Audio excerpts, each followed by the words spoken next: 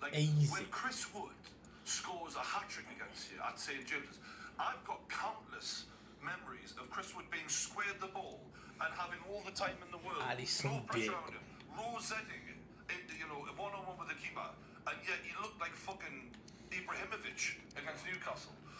So imagine what Mo Salah is going to do to us at Anfield. That was at Newcastle. Do you know what I mean? Is that more because of your form, or is it because of how Liverpool look right now? Because Liverpool are top of the league and they're doing really well, but I don't think they've been like destroying teams. They don't look like prime Liverpool, weirdly, and they've only lost one game, which kind of begs the question: what happens when they do click? They've not put in one performance yet when I've gone, they're going to win the league. But then no one has. That's nothing. No one's done that. It's a weird league this season where Man City have had their moments, but they haven't gone on one of them runs they usually go on where they just sort of dominate. Arsenal up and down. Obviously Spurs are in the conversation for a little while, arguably back in it now. Aston Villa.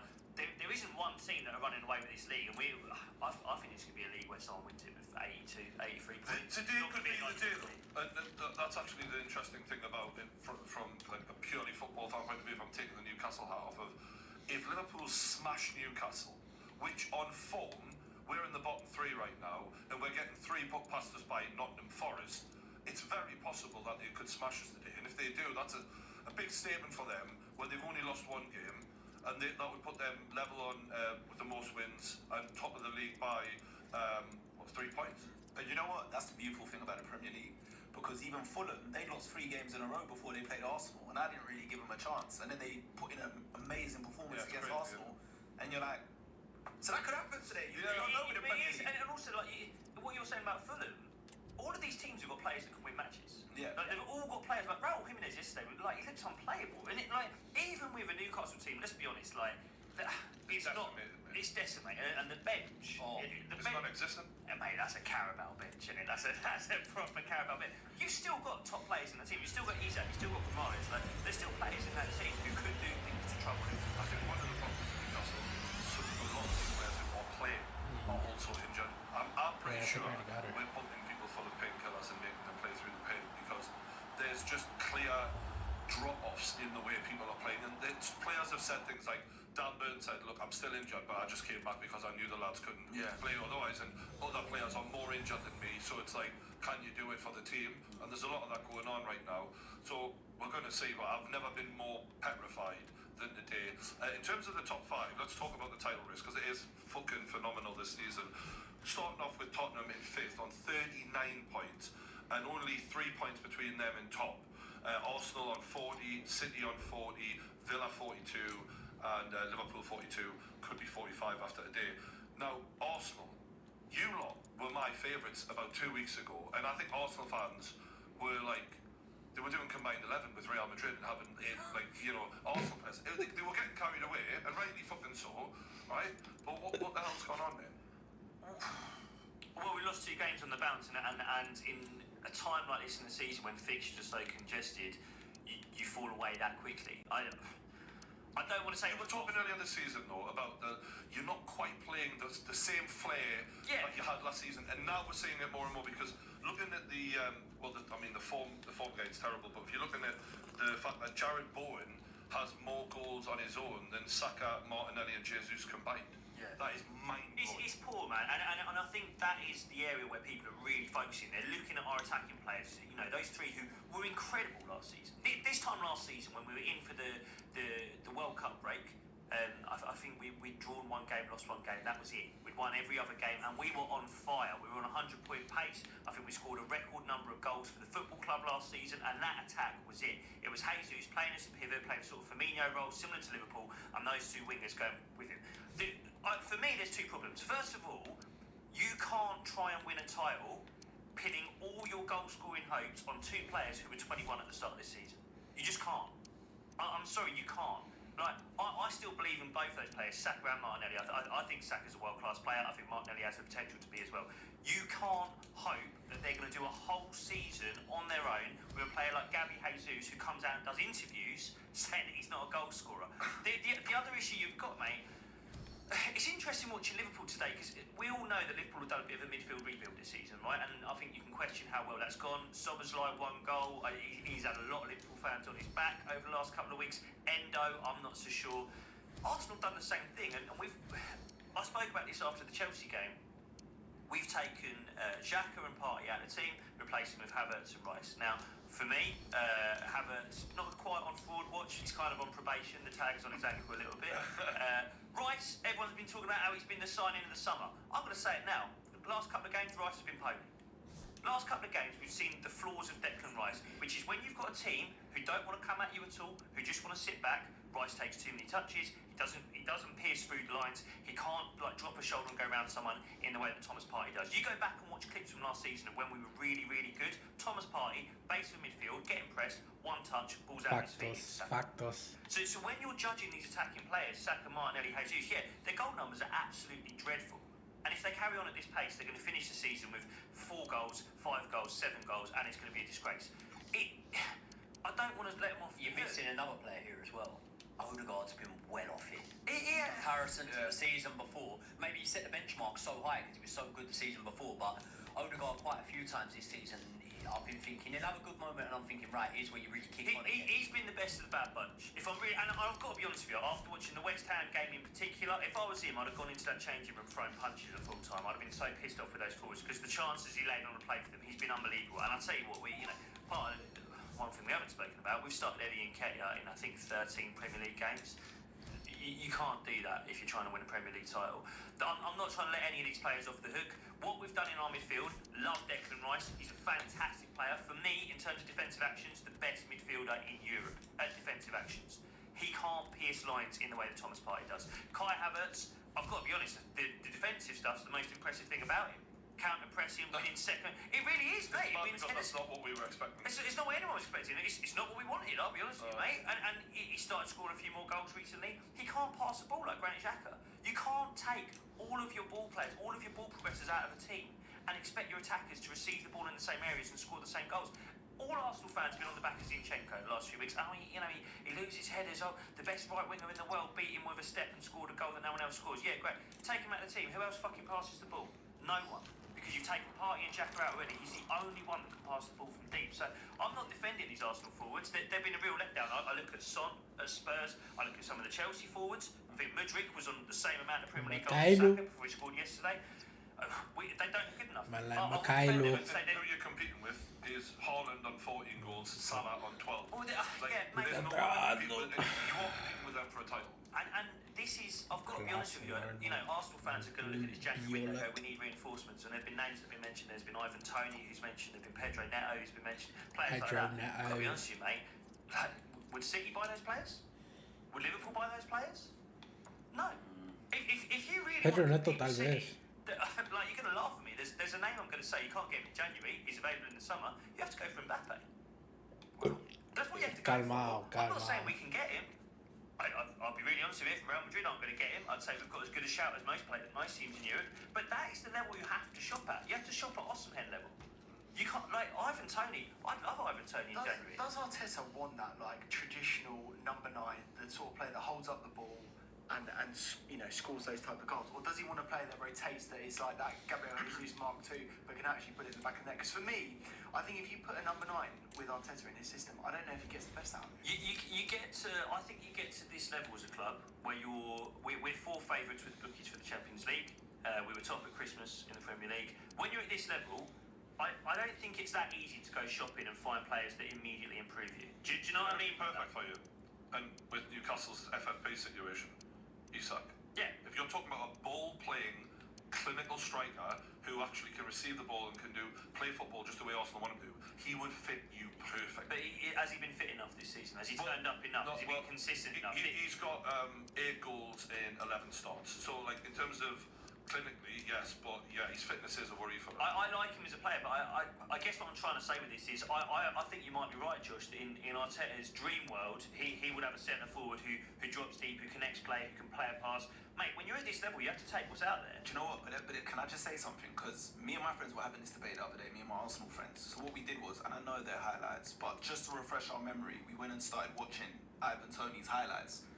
Ivan Toney can do that side of the game. I don't think he gets enough props. He can do everything, He can hold the ball, he can link, he can play it off. He scores all kinds of goals. When I was watching his highlights, he scored at Anfield, he scored at the Etihad, headers, tap-ins, chips, He scores all kinds of goals. Technically, he's clean. He's Technically, clean. I don't see. He could, but we're talking about a team that wants to win the title and win the Champions League one day. And do you think, like, would you want Tony if you're in that position? Like, Yes. would you, Right now, if I'm in Arsenal's position, I'll take Ivan Toney. 100. Maybe the price tag's crazy. Yeah. But in terms of what they need, it's going to cost 100 million. Possibly it's going to be 120. But that that would be the difference between them. It's less than 100 million. apparently Ivan Toney. Brentford. They were saying like 60 mil, 70 mil, something like that, but they didn't anticipate. You did. They didn't anticipate having this bad a season. Like Brentford are down there, aren't they? I did say it. I did call it. I said right at the start of the season. And Bueno's injured, and they thought they'd probably be around the top 10 or something like that. Now, let's have it right. They're probably in a bit of a relegation battle with They it. are. Start to pick up for them. Ivan Toney's so important. And then if you say, can you put a price on staying in the Premier League? No. So But It's about he's what's only got worked for 12 you. months though. He's only got 12 months on the contract. 18. Can I give you a bit of insider into like some? I get my ticket for a staff ticket, so someone who works at the club, blah, blah, blah. The information I've got is what we're trying to do is the same deal we did with David Raya. So we get him on a loan initially, but the basis of that loan, as you say, he's not got much contract left. So the basis of the loan would be he'd have to extend his contract for Brentford to then accept the loan. There'd be no obligation to buy, because what Brentford would want is a short-term loan with a longer contract, so that in the summer they've got a much higher fee. Because if he sticks at Brentford now, doesn't do much, bear in mind he hasn't kicked a football on a pitch in 8 months. If he has a bit of a stinker, he could go for 25-30 in the summer with 12 months left on a contract. I just think the price tag, obviously, we need to take into account, but I think it's almost irrelevant when, like you said, if it keeps Brentford in the league, they can slap 100 million on it. That's worth 100 million. And for Arsenal, if it wins them the league, if he goes in the second half of the season and gets you between 12 and 15 goals and that wins you the league, that 100 million looks like nothing. Do you know what I mean? No, it's all down to what it means to you spending it. But he has to deliver. That's the only thing if you sign him. I've got 3 issues with Ivan Toney. First of all, he doesn't press off the ball, and if there is one fundamental with Arteta's Arsenal, it's you have to run off the ball. There's a reason that Martinelli he's been in stinking form the last few weeks. The reason he keeps playing is he runs off the ball. That's my main issue with Toney. The other one, I do worry about the fact he hasn't played football in 8 months. You don't think he'll press if he came to Arsenal and he told him to? This is a once in a lifetime opportunity for someone like Ivan Toney. Where he's from, the route he took to get to where he is. Ivan Toney's on like 20 odd grand a month, a year. Sorry. Compared to players at Arsenal, like he's going to get a massive contract now, isn't he? It's all a roll of the dice. This is the thing. I hear you, Craig. Like trust me, man. If you're telling me, do you want to quadruple your salary, go somewhere potentially with a league, you're going to do some running off the ball? Yeah, I'm running off. Give it everything. But if he's not done it before, it's a roll of the dice to know whether he'll do it or not. Let's be honest with the guy. He has had behavioural shit in the past. I've watched videos of him on holiday talking about how shit Brentford are. So this is. But then also he could have learned from that. He could. All of this he could have learned from. I love the player. I love the The player. one thing that makes me feel like he may not personality and actually rate everything of his skills. I don't think this is a form issue. Like you said it right. Like the technique is there. When you see him, was it a Steve Bartlett interview? He's still sort of justifying things. He like the attitude wasn't. I didn't love the attitude, but I do rate him. I think what you're saying is. Do you know what though? Like, you know, when we look back and we think when Man United signed Van Persie and we knew exactly what he had done. We knew that them signing Van Persie had won them the league before he had even rocked up there and started scoring goals. I don't think that this is a like-for-like situation where you go, well, if Arsenal sign Ivan Toney, they win the league. I've heard people online saying it, but I don't look at it and think, yeah, that's it. You know, There's not many of those though. Even Mbappe isn't that, in my opinion. I think Mbappe isn't the guarantee. Oh, chatting shit, man. If Mbappe goes to Barcelona, they win the league, bro. ¿Qué estás diciendo? We haven't seen him in the Premier League and all of that. There's a lot of like wonder. Get that shit I out of think here. with Ivan Toney, you're getting a player who walks into the Liverpool team. Do you think so? Yeah. So looking at this Liverpool front three today. Nunes, he's absolutely walking in ahead of Nunes. And even Jota. Yeah, absolutely. I'd rather rather than Nunes. I'll tell you what, Liverpool fans, they fucking love Nunes. Like they because they ain't got the option of an Ivan Toney. I bet you they'd love Ivan Toney if they had the option. Ivan Toney will get you double figures. I think he could get you double figures between now and the end of the Scores season. a lot of his goals are penalties. A lot of his goals are penalties. It's another fear I've got with him. A lot of his total comes from penalties. Do you feel like Arsenal are bottling the title right now? I don't think we ever had a title to bottle this season. To be perfectly honest with you, mate, I Yeah, think this season's been a bit. You have, bro. Como que no? They've been in like City, the top 3 the whole time. I'm Chatting shit, worried man. about the trend that's emerging over the last couple of seasons. Like When Arsenal looked sort of nailed on to get top 4, they bottled it a little bit. When they were favourites to get the title at that point, they bottled it a little bit. And I'm not saying they had the title in their grasp after 18 games or something like that, but there was a point 4 or 5 games ago when you were looking at Arsenal, you were looking at Liverpool. Some people maybe Villa, but you were definitely looking at them two and going, Hey, swag. balls in your It's court. there for you. Balls in your court. And then now there's been the capitulation. It started to fall apart, and you're sort of looking at it. And maybe I'm wrong. Maybe I don't watch things closely enough to know this. But as someone without a horse in the race, and you know, by all means, without a horse anywhere near the race, I look at that and go, yeah, you have got form for bottling it a little bit when you start to become The a favourites, favourite. yeah. Well, okay. I'm not sure we were ever favourites last season to win that title. Even when we were far ahead, I think. Ya, when we deja got tu around this mierda, table, bro. 50 quid You're got chatting Liverpool, shit. City or Arsenal, I think you'd have all stuck it on City. No, I thought you were winning it last year. I'd have just pocketed I City. thought I I were did. winning it, bro. Don't even chat shit, man. The thing with both those situations, we're talking about that top 4 thing and the title, we shouldn't have been top 4 that season. We were fighting to get back in the Europa League, not top 4. So we overachieved in the first place to then bottle it. Last season, no one was talking about us going on a title race last season. It was about could we get top 4 after we just bottled it. We then led the Premier League. So if what we're going to do is kind of shoot for the moon and land on the stars a little bit, I don't mind that so much. Do you know what I mean? 'Cause at I the got end of right the day, we are together, still though. overachieving. Oh my Listen, gosh. sorry to put Like Bosch on Van here, Dijk. and I know this is a completely Swag. unreal Swag, my situation boy. where I am, but Leicester overachieved, but then they still got the job done. Newcastle last season overachieved, but then they still got the job done to be finishing in those. And not only did they do that, but then Arsenal in this summer have Raspatori. you know, 200 plus Swag. million I pounds. already have a players. fucking So you've gone, you know, you've had that season last year where you've gone so close, nearly done it, and then you've invested again, and you still are sort of faltering here. You should be Yeah, right up there. it's- You've got the wage bill now, and you've spent the amount of money to be right up there at the very, very top, and you should be claiming yourselves. And look, I think a lot of Arsenal fans would disagree with you and say we were absolutely going to. I think when you get Rice, Bro, you I then don't go, even do that right, okay, we finished second last season. It was sort of in our It hands. was only at one 5 point. points. We've gone and got Declan Attacking Rice. mid. Now, I'm not saying we weren't going for the title this season. I do think we were Combine competing them for the all. title this season. I think we bought players to compete for titles. I said this on this show, that when you look at the players that we bought over the summer, they all walked into our dressing room.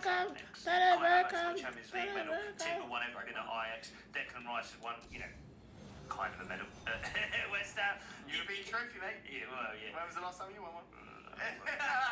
I'm not saying this fucking spicy today, man. You boys know I'm over. You're coming off. Raspatori. We are in title race. We bought players to go into title race, and guess what? We're still in it. Yeah, you are. Guess what? Yeah, We haven't bought nothing yet. We haven't bought nothing yet. And I tell you what, mate. I would love it if we beat them. No, do you know what I say right now? I think you have to look at leagues and cup competitions differently, right? And I'll finish by saying this. The league, I don't think we've got the attacking players to do it. I think attacking players win you leagues because they get you goals when you need them. I think defences win you cups. If I look at the Arsenal team right now, we have got, in my opinion, one of the best defences in Europe. Okay, can I put it on you? You buy Ivan Toney. Does that take you to the league title, or do you still think it's too short? It gets us a lot closer. I'm not ready to say it takes because I look at Manchester City with De Bruyne coming back. We should all be looking at them and going, they're still the favourites. Ivan Toney, no. If you're going to put me on the spot, Brian, if you're going to put me on the spot, if it's Kylian Mbappe walking through the door in January, yeah, it ain't happening. If Ivan Toney, I can't say. I like him, but I can't. The Man City thing, we've been talking around the table a little bit about, you know, them missing some key players, and when is Phil Foden going to step up and be the man? Well, against Everton, I've got to give the lad credit. I've been asking for it. He rattled it in the bottom corner and really got their back in the game and took over the game. So yeah, credit to him. And City have really showed a bit of consistency, a bit of mental strength. De Bruyne coming back, it does feel like, oh, this is it. This is what we're going to Rodri being back, that's a real big win for them. Like, I know the other players are the ones that will pop up to win games. Ironically, Rodri actually scored the other night, but him being back is huge for them. They missed Haaland for the last 4 games as well. No one's really talking about that. Alvarez is good, man. Alvarez is good. Yeah, but Haaland, like, And still top scorer, and he hasn't even paid for That's the ages. difference when you look at City and Arsenal, yeah? City can lose Haaland and they've still got Alvarez that's going to score goals. Whereas Arsenal are looking and they're thinking, well, who have we actually got that are going to score our goals? So But who's got that depth? Who in world football? Like, bear in mind, Alvarez won the World Cup last year. Like, Alvarez, mate, any other team, Alvarez would be pushing to start, if not starting, for any other team in the world. Yeah. Like, that is ridiculous. Like, I'm looking at Arsenal. We're bringing on Reece Nelson and Eddie Nketiah. I'm not even sure if these guys are Premier League footballers, let alone World Cup winners. Like, who can compete with it? This is what I'm saying, though. Who can compete with it, man? Well, actually, looking at the 2023 overall league table, I've got that up now. Manchester City are on 93 points for the year. The next team is Aston Villa on 85. Aston And Villa. currently Liverpool and Arsenal are joined on 81. That is staggering. So Emery's better than Arteta. Well, after our last, you could argue, pound for Chad pound, shit, and I know Chad shit. Pep won the Champions League and the treble and all that. That Emery is the manager of the year for 2023. In terms of, I'm saying, let me finish. You could argue for what he's done in taking so many points with a team that were battling relegation when he took them over. I've given Eddie Howe a lot of credit for doing that. He's gone above Eddie Howe in terms of where he stands in the league this season. It's unbelievable. Mate, if he was fourth in that table that you just read out, I think you can still make a case for him being the best one because of the fact he's come in. But is he the best? In a team. No. Pep you'd say is the best, but I'd say Emery's. In terms of job done, pound for pound, meaning with the players he has, the amount of money spent on those players, the level of quality, and where you put those players in the league table, in terms of overachieving, I think that what he's done is more impressive to me because I expect Pep to win the league every season. He's got all the best players and he's the most accomplished manager. For me, Emery's job is unbelievable. Does it say the wins? Because I'm pretty sure I read that Villa have the most wins, didn't they? They don't. They've got the second most wins. Right. But it's 26 wins they've got. And Liverpool 23, Arsenal 24. So yeah. How many has City got? City have got 29. Let's be clear. I take your point about pound for pound, like 100%. A man's only as good as his tools, really. And Emery's tools are nowhere near Pep's tools. But he won 4 trophies in 2023, including the Club World Cup. Was it called the Club World? Yeah, the Club World Cup. Whatever it is. He won 4 trophies last year. Emery won 0. Huge. I agree. I'm just saying to be only 8 points behind Pep Guardiola It's impressive. in 42 games played is unbelievable. Can I just say one thing? Unbelievable. Spent very Unbelievable. wisely. Yeah. They have spent it. Well, spent a lot of money. Villa spent a very They spent a lot of money on the team in general. They spent some players that were underperforming. on Cardio, the job. Roberto, what the? Well, Let me I get think a. with that, you have to look at the fact that he's got a seriously good sporting director in Munchie. What the They fuck is went that? together at Sevilla. Makelele. When you look Swag, around the bro. Premier League, they are the clubs that do the best, the ones who've got a That's actually really swag. good sporting director. Eddie Gaspar at Arsenal actually won an award for best sporting director in Europe a few weeks ago. I don't want to get into, I'm sure we will get into it at some point. Manchester United, mate, how much could they do with sporting director? I got one duplicate, that's fine. No, give Ten Hag another contract, mate. 400 million again. It'll be I would agree with you about what Emery's done. I've got to be honest with you, as someone who's got PTSD of watching an Emery team, I've got to see him finish a season before I give him his flowers. I look at that Aston Villa team, and I'd ask all of us around this table, we'd all look at that team and say, I'd have a few of them players. I'd have more than a few. I could probably name about 2 players that play for Chelsea that get into that Aston Villa team. Yeah, well, And their depth. You look at their bench sometimes, their depth is ridiculous. Diaby, when he came in, I was thinking, he's going to be the signing of the season. And even when they got beat 5-1 or whatever it was against Newcastle, I was still thinking, I'll tell you what, you're going to be a good player for him. He was just on the bench the other day. Like, some of the names they have on their bench, Villa have got depth. Like, when people are saying now, like, you can't rule Villa out because of what happened with Leicester, I get it. And we may never see a Leicester thing like that again. What I would say is, Villa have better depth. They do. They have better depth than Leicester. They have a more proven manager at winning things. And when you look at Villa even recently, okay, they've dropped That's a all few the points here and English I there, have. but some of the wins they've been getting, a little bit reminiscent of Arsenal last season, they've been getting them 93rd, 97th minute winners. Even the game against Sheffield United, they drew, that was in the 97th minute or something like that. So they're a team that are just so hard to beat as well. Yeah, but there's other factors we need to take into account. Like, also, when you're the manager of Villa, there's no pressure. There's no pressure. Pressure's a big thing. We're talking about that with Arsenal. When you manage at City or top clubs, that comes with immense pressure. Now, what Emery's doing now is, because he's taking them up there, creates an expectation now. And then we're going to see going forward, if they do finish within the top 4, which it looks like, because they're in a title race right now as it stands. Next season, then we're going to be talking about them differently. We're going to start talking about them how we speak about Arteta and Arsenal. But as right now, when there's no pressure, of course you can go out, play your football, get your ideas. I'm not trying to downplay what Emery's done, by the They're way. playing Thursday night football. There Doing a are great clubs job that of are right up Fucking there. Conference League. It man. is, It's mate, not yeah, FA it over is. there, Europe. man. Like, we're complaining There's about all no these pressure though. There's So, no you know, pressure. as a manager, when you walk into Aston Villa, what the pressure is. When he walked in, the pressure is don't get relegated. And once you do that with the players he's got, which they shouldn't be relegated with the players they have, because they were worse teams than them, now it's like, all right, cool. Anyway, if you float between 9th and 6th, that's a really good season. He's done his thing. Like, I'm not taking away from Emery, but I'm bringing up extra little factors we need to consider. And there should be There's a reason he hasn't been. There has to be a reason he hasn't been at a top club, barring PSG yet. I want to see Emery after Villa. Where does he go? Would Man City hire him? Because we talk about Pep, you know, him being next to Pep here, but would he ever be good enough to manage a team like Man City? Would a team like Man City or Real Madrid consider a him? good CV, hasn't he? But We've got one of the why best hasn't he been CVs on the considered? market. If you look at who managed Man City before Pep, though, he's easily as good as a lot of those guys. Yeah. I think Pep's a 1 in a million, as you have said a lot. He's as good as guys that have won the league. If you Pellegrini, So when is he going to step up? When is he going to step up? So maybe Man United might be a Yeah, good but thing. When is he going to step up and he's take on stepping with a up lot of right now. pressure? All right, ultimate test. Chelsea boys, would you have Emery? No, I'm popped in. There you go.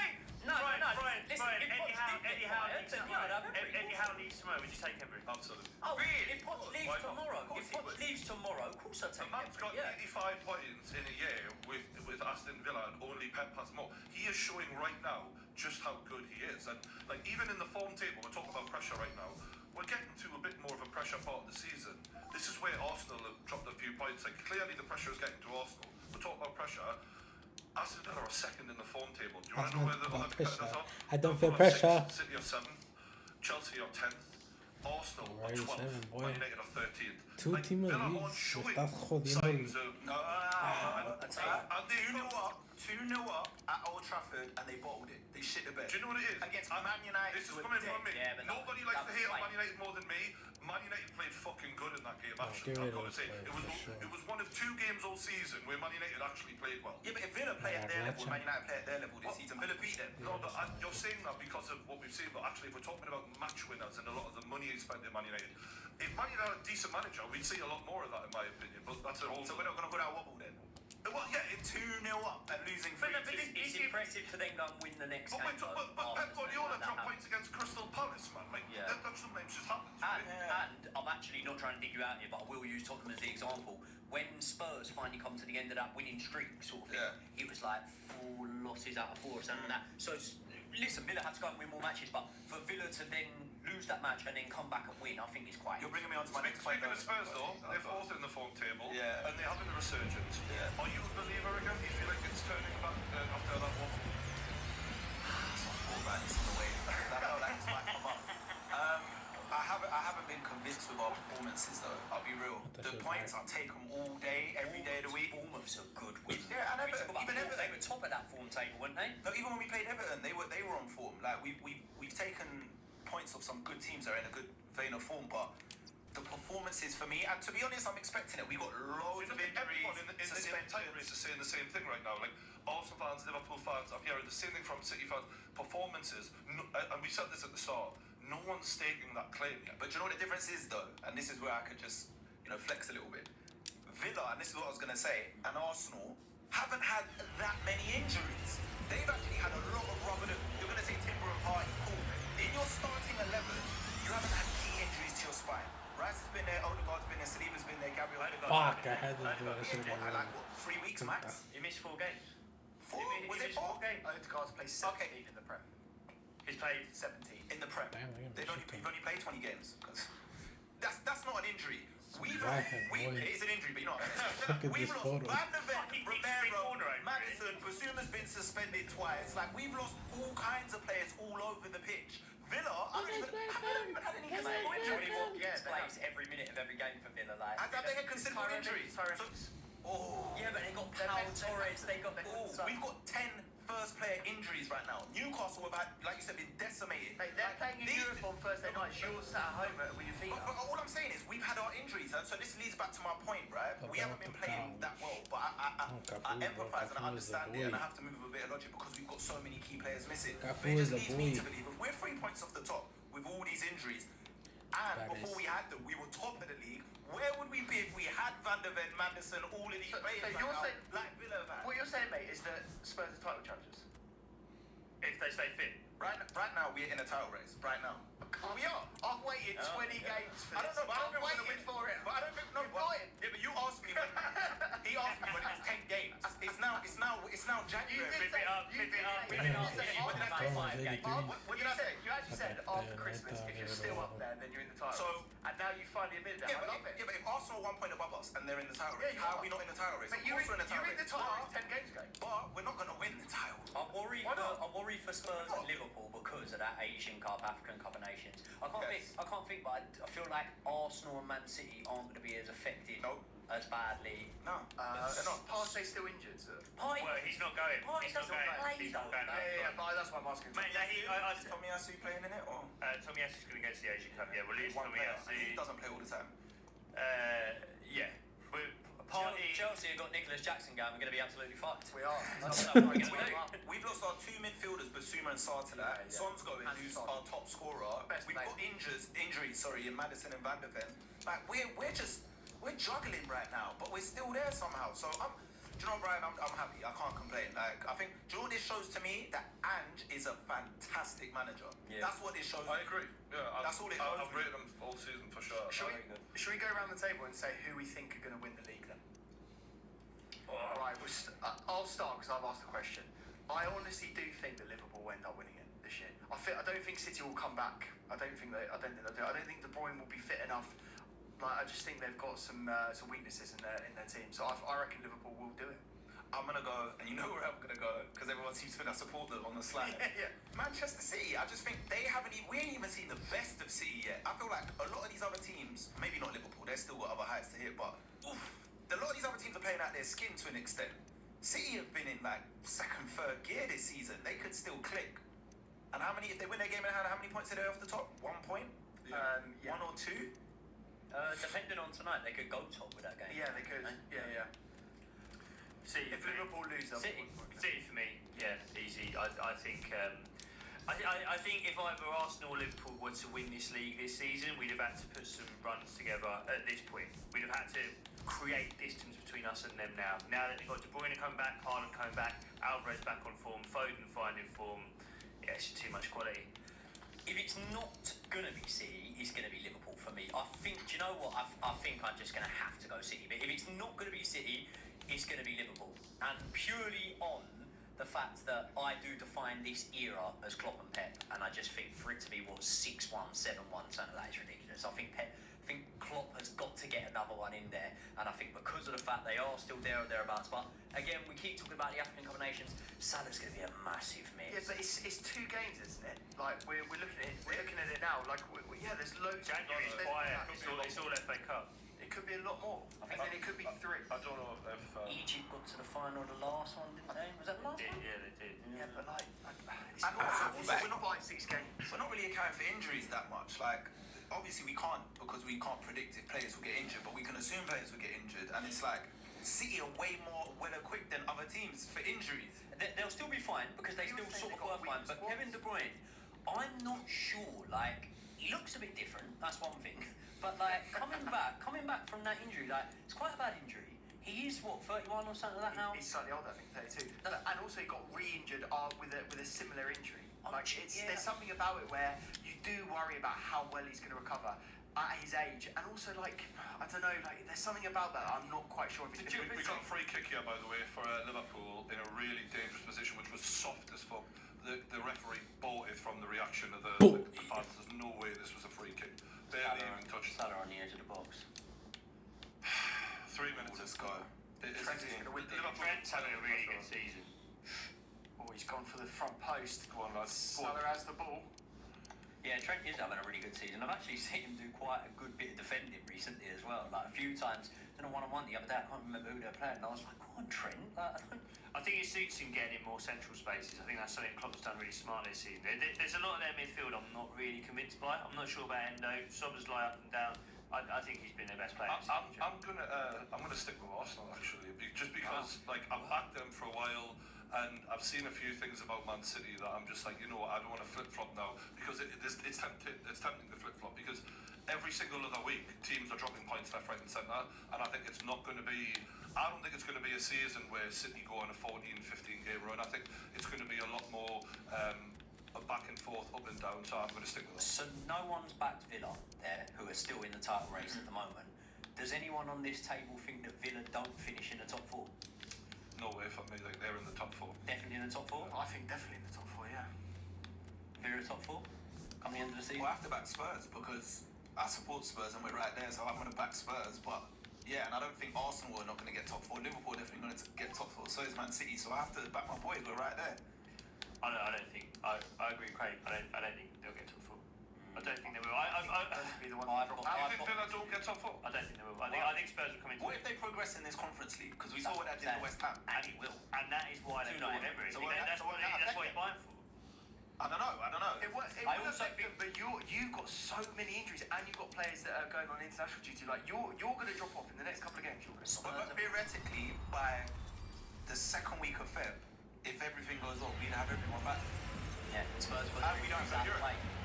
Villa haven't had their injuries yet. Spurs put their done. That's how we work. Like that. I tell you what though, But they will have to get injuries eventually. You can't play this amount of football for a whole season and just stay Oh, fit. fucking hell, man! You if fucking Ollie Watkins does pick up an injury and he's facing 6 games out, something like that, they've not really got anyone who they can guarantee that's going to lead the line for them either. Even if if they got McGinn or Ollie Watkins or even Leon Bailey, the form he's on, 2 of them injured, it's problem. Yes. These players are influential right The now. more I think about it, something tells me I'd slightly favour Spurs to get into that top 4 over Villa. I think Spurs. I think Spurs have got the quality. Spurs have got the nous. I've just watched Emery before, and I know how seasons can end. And I do think that. You know what? That's a fucking yellow card, you fucking useless prick. This fucking bellend of a referee. He's been given everything to Liverpool. How is this not a yellow card? We're on the counter. It's 6 minutes in. No, but he's given 4 big free kicks to That's a yellow card, though. It's a yellow card. That's a yellow How card. is that not a yellow? I'm sick of this shit. With Man United, Liverpool, and all these big clubs, they get all the favouritism. I'm sick of it, man. Watch, if I'll tell you, I'm going to make a prediction now. If by some miracle we're drawing in the 90th minute, I don't care what's happening, 15 minutes at a time, some shit, 10 minutes minimum, because they always get the preferential treatment, man. That's definitely a yellow card, though. Every I'm not gonna lie. fucking time. Stupid prick. Maybe he took into account the weather, because you know Yeah. sometimes it's a bit. Yeah. Don't referees do that though. When it's slippery. Apparently it's slippery for both teams though. It's Anthony Taylor, and that tells you everything you need to know. Do you know what I say that about this Liverpool pitch? Arsenal played it obviously on the 23rd just before Christmas. The pitch is a mud. The pitch is a mess, mate. Oh, What yeah, is you got it? through here. Isak through the middle. It's in my It's it. Oh, good block from Gomez. Watch how many people sleep today. I'm telling you, mate. The pitch is mental there. Lewis might have come over. You're a comedian though, right? Is that what you're doing to me? You're winding me up. Because that was a fucking yellow card. Nah, it was a yellow card. Look at Miley here. Mate. How old is he, Brian? 17 years old. Playing at Anfield. Unlike that fat darts player, he actually looks it. Well. He's a kid. What the hell? Sorry, I'm not body shaming. I'm also chubby. I just think that. Okay. It's not really his Corner. body, it's his face that makes him look old, to be fair. Oh, What's going on that there? was a strange corner. Right, Fucking useless. before we get into it, should we just have some predictions for this game? Brian, do you think you're going to go 2-1 Liverpool last minute, I presume? The last minute winner to Liverpool, but to be honest with you, I'm worried that we're actually going to get battered. But Liverpool always do us in the last minute for whatever reason. Yeah. I'm going to go 2-0 Liverpool. I'm going to go 1-1. I think Newcastle going to make it scrappy.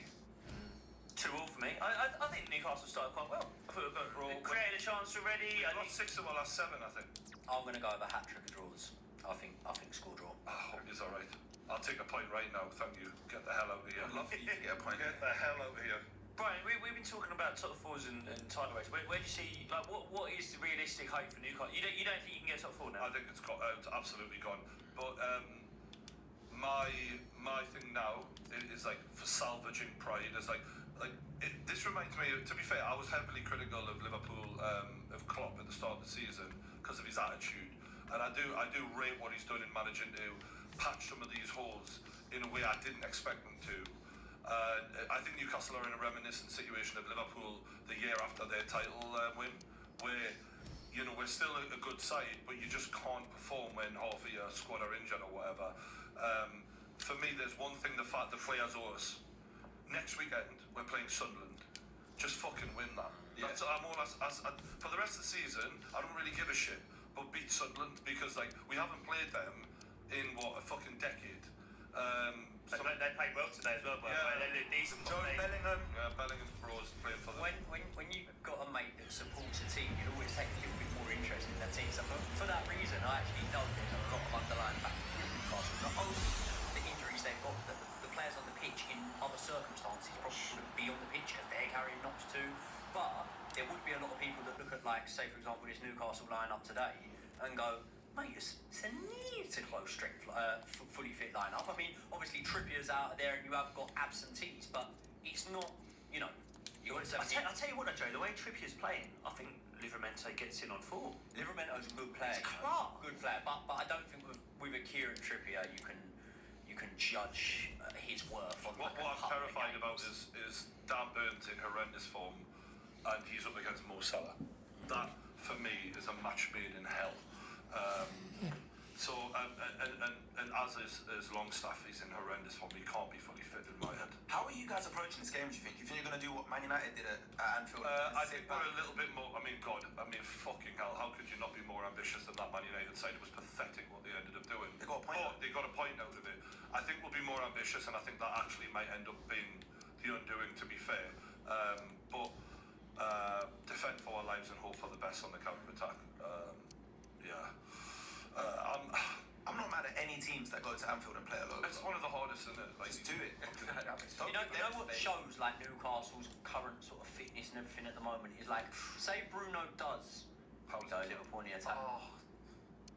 Oh, wow, that was a great pass from Salah. Shot in from Jones because they showed us the injury. It's Pepper in. Fuck me. Liverpool put That touch from Salah there. One of the worst injuries for us is the Bravka coming in for Pope. Yeah. You kind of don't realise how good Pope is until he's not there, and you're like, fuck me. Would you want to make a move for a keeper like Ramsdale potentially available from Arsenal? Would you want to do that? Right now, given how bad Dubravka's been, I would take that straight up. Or David De Gea. That was a good save from Dubravka. Yeah, he does have the odd decent. Here's the thing with Dubravka: he instills fear in his own defence. They don't trust him, so he can't save the odd shot, but his defence, they're petrified. It's a kind of an Onana level of fear that he puts into the lads. And that was two really poor moments by Nunez there, by the way, as well. The pass to Salah was miles behind him. Salah does really well to flick it back in. Great pass by Mate, Salah. I think we're going to look back at that chance at the end of the game and go, that was a huge. How's it not finished? One of the few things that gives me hope about this game, and it's not really anything to do with the form, because obviously I'd be a nutcase to believe otherwise, but a lot of these big teams at the top are struggling with the pressure, and I can only hope that Liverpool, knowing how badly they need to win this game, feel a little bit of that. But right now, we don't look like in any way. How was that competitive? We say about no team has really made that statement right yet to say, right, we're going to go on and be the favourites for this title. Liverpool could do it today. Yeah, Liverpool could do it, so the pressure's going to be big time on them. By the way, you called that there, Craig. That is a proper Anfield on the referee's back about there. Joe Linton. You didn't see that. You didn't see it. You would have lost your head. He just nudges. He just nudges Trent out of the way and then just blow I'm up. completely used to it. No, I absolutely seen that, but I'm used to this little fucking twat of a referee. He's going to give everything their way unless it's absolutely undeniably for us, and even then he'll still not give it at times. It's a joke, mate. And this is the kind of why I started disliking Klopp. Is mate, so much goes his way, and he still has the fucking cheek to fucking moan.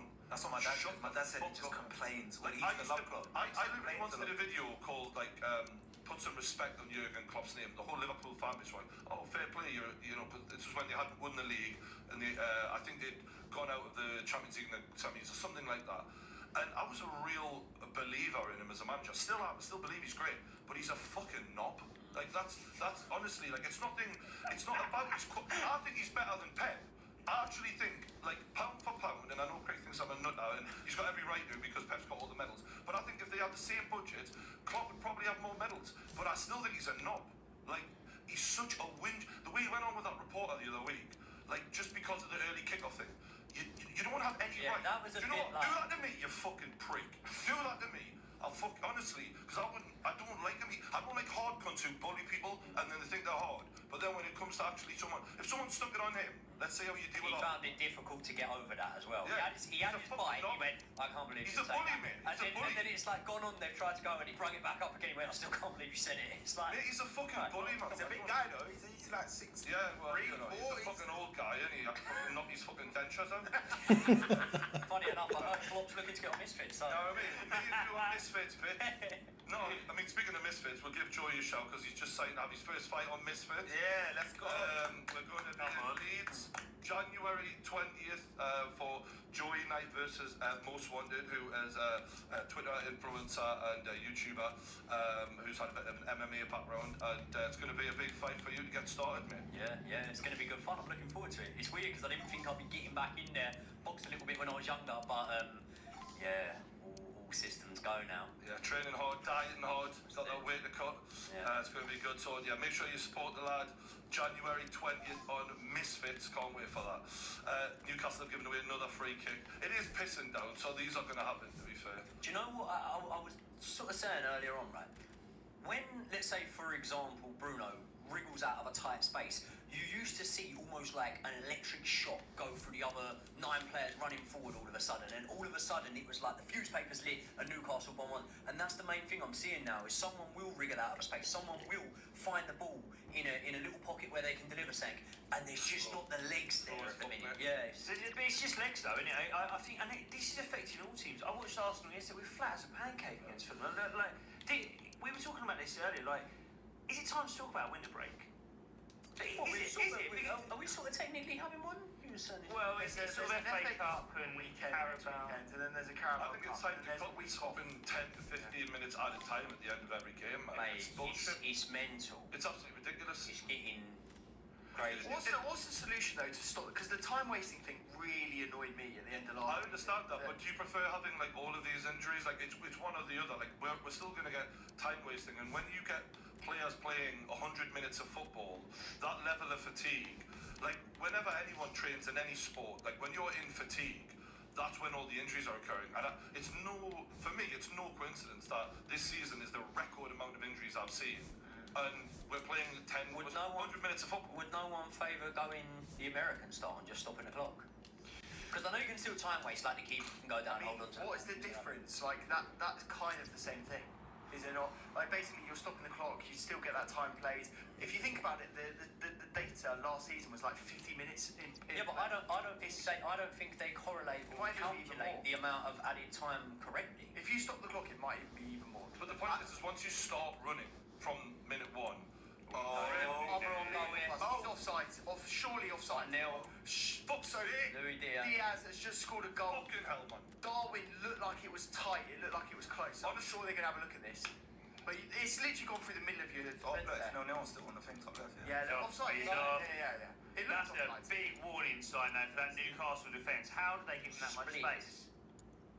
It was way I mean, it's well off. He's way It off. was well off. I tell you what, Dan Burn's doing his best, this big stupid prick. Fucking docile prick. What you doing, you fucking big horse? Great finish though. You fucking divvy. I think the solution in terms of what we're talking about, in terms of like the extra time and stuff, is just allowing teams to have bigger squads. Like if you want time wasting to not be a thing, you have to allow the system that we're doing now to be in place. I don't think they're going to repeal that. I think you have to allow teams to. See what I mean? Look how close Dan Burn is. That's You still fucking idiot. offside. Your line's a metre behind you, you big bloody plonker. What are they looking at him? Fucking still fucking... This is Fucking everything wrong. fucking- We all know it's offside. We all know. Weird one. But you know what? I think there's little things they can do though, like, and I know some people are going to be against it, but just even this putting the flag up late and waiting for the phase ended, because I've seen players get injured still trying to put in challenges, running like busting a gut to get back off, and then the phase of play ends like 15 seconds after. Injuries occur in that time. That's just a waste of energy that doesn't need to be expended. I've been to, I think every game that Chelsea have played in the League Cup this season. And mate, the stadium experience, I had forgot that it was like this. It's so enjoyable without VAR. Oh, it's so like, it's much so good. And just like before Well, how long was this taken? Because you said it was offside about half an hour ago. You know, like when you talk about VAR, it's taken forever. But who's that? Like, who does that help? If we're sat here, we can see it. Everyone in the stadium can see it. You can see the players kind of know it was offside. Yeah, but you know why this is happening? Because your manager and Klopp and people like that crying to officials about decisions. So now they're making sure, like, oh, they're saying sorry. It's great. I have to say, like, going to the stadium, it isn't the same anymore about celebrating goals. Like, when you go to a stadium, I remember there were moments, last minute goal goes in, there's no flag, you just enjoy it. Yeah. So, oh my God, Oh, it's been as he taken pointed down down there, he's pointed to it, as he said, here's the spot, penalty, Look at it. Liverpool. Get your fucking rocks off, ref. Enjoy it. Go on. You've been dying to give that since the fucking kick-off. You fucking prick. Absolute. Look at him. Giving it all of this, man. He in panto. You fucking worry. Well, don't worry, VAR is going to have a good look at this. I'm sure we'll waste another 3 or 4 minutes waiting to see. The skill here was crazy, though. Do you know what? He doesn't touch him. I don't think That's not a head. That It is was a never a very head. light touch. Let's see this light. angle. Let's see this angle. Yeah, it's brushed his foot. He doesn't deserve to go If down the there. Nkunku one the other day wasn't a penalty, that's not a penalty. That is soft as So, shit. is this a clear and obvious error? That's the key decision they need. Yeah, but we keep going back to that and going, is it clear and obvious? Is it clear and obvious? Why are we following the rules if they're not? Because every decision we've seen this season when it's gone to VAR, it doesn't need to have been clear and obvious. So we're sticking to the rules, but these fucking idiots that are like tasked with getting it right aren't doing that. Yeah. Chat, I want to know, what do you think? Is that a penalty or not? Let us know, and we'll read out the result. What do you reckon? I think they'll give it. I think they'll give it. What do you think Because it is? What do you think it is? the VAR, because what will happen is the VAR will slow it down to basically a still, and the still will show contact on What do leg you on leg. think it is? Tell me what the VR. I don't think. I wouldn't have personally think that as a penalty. I think it's way too soft. I don't want that to be a penalty. I don't want it to be a because when I looked at that back, I don't think the contact that was made is the reason they already didn't away score from a goal. it. It's not the reason they Overhit didn't it score and a the goal. ball's gone past the We had a situation against Crystal Palace the other night, and Nkunku goes through on goal. The trailing leg taps minimal, just like that, taps, and it didn't get given as a penalty. And at the end of it, I was like, maybe because we won the game, but I was like, yeah, sort of fair enough. So because of that, I'm going to say no, I don't think it was a penalty. If they're the rules, if they're the standards, and we're trying to find consistency. Penalties change games. It's going to completely change the game now. It's going to change how Newcastle have to approach this game. Mate, this referee from the kick-off was desperate to give some shit like this. I just don't- We never had a chance, man. The penalty It was never going to be fair. It was never going to be fair. Mo Salah is about to take it. 65% of the chat think it was a penalty. Mo Salah's hairline has changed. Yeah, I was. Oh, Dave! Follow Salah's. Oh, Yes! Yes, you fucking bastards! Come on! You absolute losers!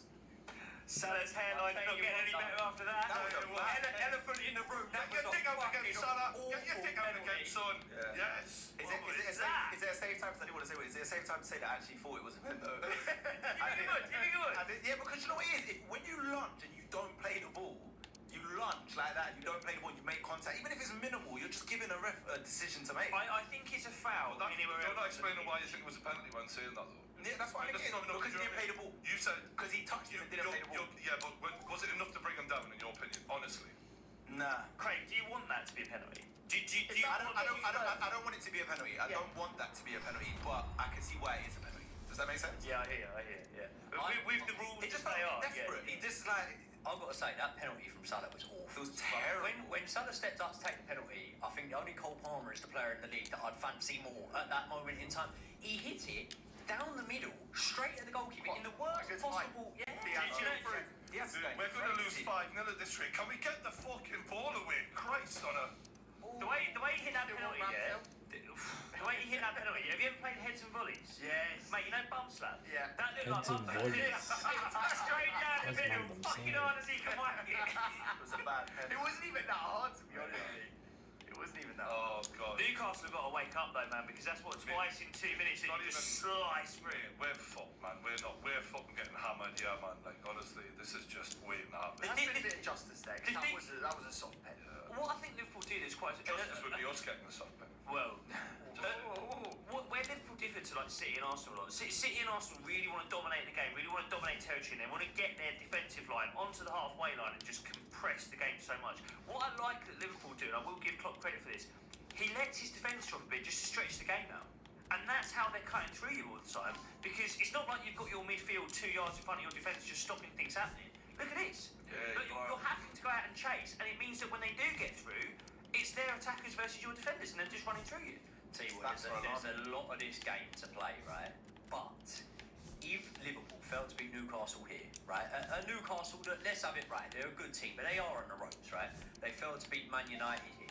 They're not the team that are going to go on and win a title if you're not beating those sort of guys at Anfield. They've got Joey. They've lost one game in the entire season, and it was to Spurs where they were, Craig, robbed. No, they deserve to lose. They were robbed of a goal. They weren't robbed of the result. What do you mean?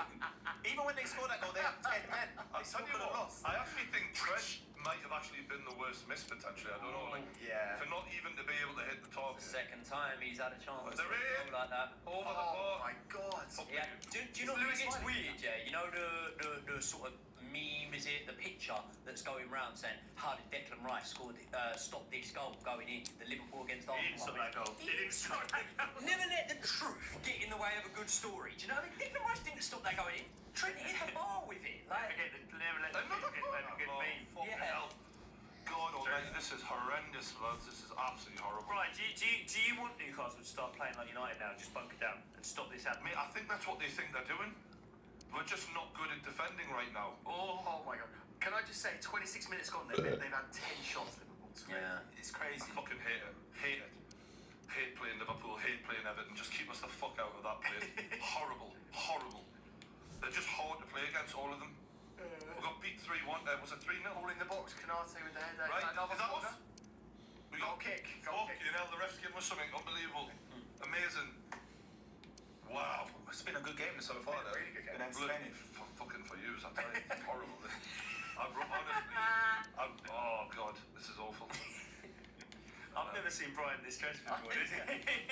Even if you get to the 30-minute mark at 0-0, it's like that's an achievement right now. In Fuck itself, where that they've shit. been all over. You know, if someone said you can script how you want to win this, 0-0, 93rd minute. Soft, mate.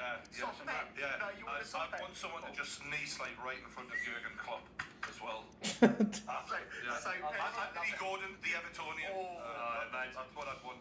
That's the I've got to script. give you credit, Brian. It's not the sort of credit you're going to want to get, but quite a while ago, you were sort of speaking about Newcastle and how things were looking like they were spiralling a little bit. And I kept thinking, you're off your nut, mate. Newcastle are really good. You're just going for a little patch. But now it's like, last sort of 10 weeks have been really hard. But the legs have got, here's the thing, we're a team that wants to outrun other teams, right? And when the legs have gone, we're left with technique. And unfortunately, half of this lot, fucking Steve Bruce brought them through, didn't he? Like, look at that! Oh, What's that? You fucking No big awareness. idiot!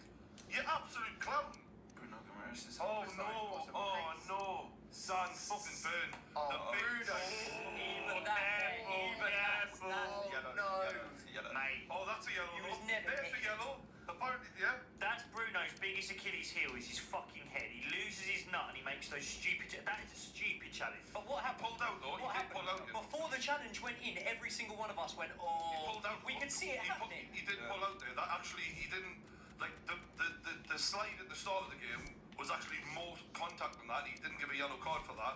I'm not surprised. Fucking home, honestly. All for the home team. That's another thing that we factor in when we're talking about all these added minutes. All the fucking yellow card suspensions. All of these yellow card suspensions because we're playing so many more minutes. Like, I'm just looking at Bruno's They've been harsher this year, haven't they? They changed it, didn't they? There's been a lot more things. There's like a lot more for dissent and stuff like that. Yeah. We've never spoken about stop referees it then. as much. We've never had more conversation. How frustrating is it when like our team are constantly getting bookings for dissent? It's just like, just stop it. I know they're incompetent, a lot of these referees, and it's hard, but it's like... It's also the players, like, just you're going to get a yellow card if you kick the ball away or if you say anything to the ref. So just shut your mouth and play the game. Do you know what I mean? Like, it's not that difficult. Oh, Sean Longstaff, mate. You are so shit to watch, you fucker. Get your fucking legs moving, man. Honestly, you think we're going soft in you because you're a Geordie? He's absolutely having a laugh. Backed out with a little push there after. He's a bit. He loves that. Look what happened there. Handball. Ah. Man. his gonna give shoulders it. sleeve. They're gonna give it. It's not unnatural. If You they- can't yeah, jump. honestly, Can't pencil if they jump. give that, I'm giving up on football, man. Like, literally. You can't do anything. Come on, lads, pass the ball around, man. You can't get it out, can you, at the moment? Yeah. So, is that definitive Newcastle can't spend in January? It doesn't look good. I think we're looking at a loan deal as our maximum value for Calvin Phillips. Who the fuck is that The guy? thing is, like, Oh, this bro. is all due to the City and Chelsea thing where FFP are now just closing in on everything we're doing. We just can't spend the money the way people Brian, thought we could. if Real Madrid come in and they give you 120 million for Bruno, would you take that if it meant you could make 2 or 3 signings? That's a good shout because that is one part of the pitch you're pretty stacked in midfield. You've gone very high now, 120. Yeah, I know you're saying Bruno's worth a lot. No, but Bruno's worth a lot of money. You don't want that money. How much do you want? So can we talk about Chelsea midfielders and what that's done with the market? If Enzo was 110, Wow, Yeah, but no, they're not no. worth This that. is what We're on the counter attack. I don't think 120 They're is not. ridiculous. They're not worth that though. I think 120 is fair for Bruno. Yeah, well, there you go. Hey, what? Come on, Enzo- lad. In the middle, then, you fucking divvy. In the middle. I don't think he's worth far off, but I'd say 80. No, we're talking about what's Bruno worth. I say Bear in about mind, 8. And if you no, but bear in mind, this could be a bit of a bidding war. Like, there'll be a lot of teams that Go on. Here we go. Fucking hell, man. will be offside. I think he's better than Enzo and Caicedo, and they're going for 100. Yeah, but then can you really use that as the benchmark? I think teams do, mate. I think teams do. I think the reason. 20 million. Okay, well then you could go about Haaland. Haaland went for like 56 or something. Then How much did you pay for him? How much did you pay for Bruno? 35. I'd say about I'd say 85? 8, between 8 and 9 I mean, to be honest with you, And I it really depends. It depends where you're selling him. If you're selling him to Europe, it will be 70, 80. If you can get Man City, Arsenal involved in a bidding war, it will go over 100. The problem is the teams that don't have the money to do these stupid deals that are Chelsea. If Bruno goes on the market, there will be a bidding. Easy. What is One of the most sought after midfielders. Do you remember what City offered for Paquetá before the betting scandal came out? 75? 105. Wow, was it? 105. That tells you then everything you need. So 120 is absolutely realistic, right? So if they come, absolutely, there's a bidding war. Paquetá's Yeah. a different type of player, but yeah. I don't know if he's a worse player though. No, You he's know what I not. mean? No, I Good, agree with that. good, I've really good, rated that it. I just Merc. think transfer Oh, no, shit. price. The thing with Bruno's game that is sort of, he's forced to play in like a 6th position, but he's really an 8, and he's just so well rounded, and that's one of the biggest mistakes of Newcastle. There's this Dan Ashworth situation, right, where people are singing this guy's praises as if Man United are going to go ahead and then he's going to fix all their problems.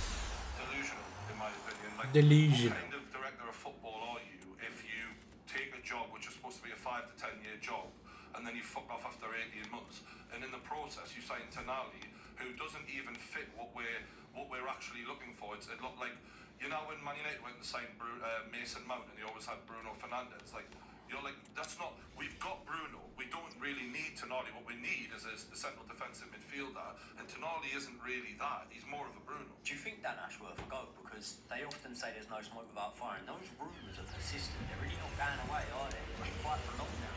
I mean, I'm not really. I'm not against it, because if you don't want to be here, then get the fuck out. Because as far as I'm concerned, I look at that summer Swag, transfer boy. window, and it was piss poor in terms of you signed Bonds, who has, you know, obviously achieved nothing, got injured straight away. Tonali was banned. What kind of research did he do on him? We didn't need him anyway. Go on, Here we man. go. That's a great ball. Bakailo Miley, Muri. go on. Oh, he's miskicked it. Oh, you He's got the ball underneath. That's Good good. pay by Newcastle there now. Few more Don't know promising what to moments do. now Anyone for plays Newcastle this in the last 10 minutes or so. insane. But the more they do push forward and get these moments, the more open they're going to be. They were pretty open when they weren't able to be countered. Now they're getting countered.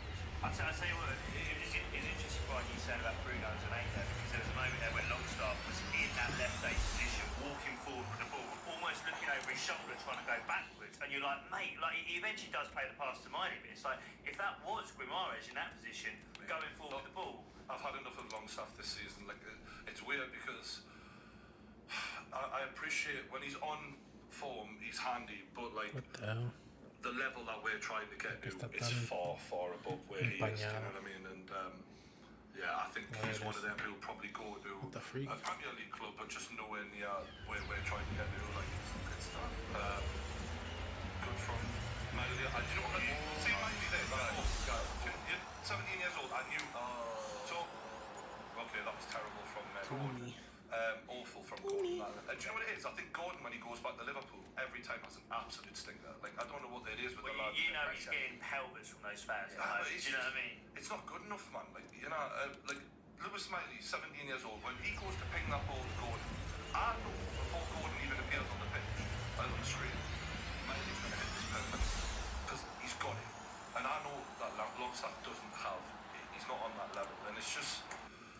We're in that transitional phase between Steve Bruce and Eddie Howe, and people are like, I think because we overachieved so much last season, like people are enjoying sticking the boot in with Eddie a bit, and they're not realising like Eddie's having, he's right bang in the middle of this right now, which is why I kind of give Big Ange a lot of credit really, because Big Ange's transitions, it's happening in light speed, as with Emery, but Emery's getting quite a lot of money, and I think Gerrard was so badly underperformed. He laid some good foundations up, Gerrard. Come on, Livermendo, lovely. Isak, takes a round Good one. touch. Come on, follow it in. Oh, you fuckers. I really like Isak. Yeah, fuckers. I really like him. He's an Arsenal player if they're Oh my Oh, God, that's a Nugget. push. Oh, you Jackson. Oh, you Jackson. Oh, Nico Jackson in the sky. Oh, that's How is that not giving a Look at free the kick pin for off. free? He's not giving a free kick for push. Oh, okay. Qué bueno. It's a bell. Nunes, do we not think that was a push? Nunes has had a dreadful first Someone half made a so mad far. TikTok highlight. Get in there. Yes, it was mad. Fucking get into them. I got one for him. He's gone. Yes. Get in. Just for you. Oh my God, Longstaff. Look at Longstaff played half an hour of Missed football. about 5 seconds in that game. Another striker could have got 8 in In that that game. game. I tell you what though, you Aye. say that you could put a really good combination together of all his misses. You could put a really good combination together, and if no one had ever watched you, you could go, this is the leading scorer in the Premier League in a minute. Here we go. You such. Long time ball. Oh, There you go, there you go.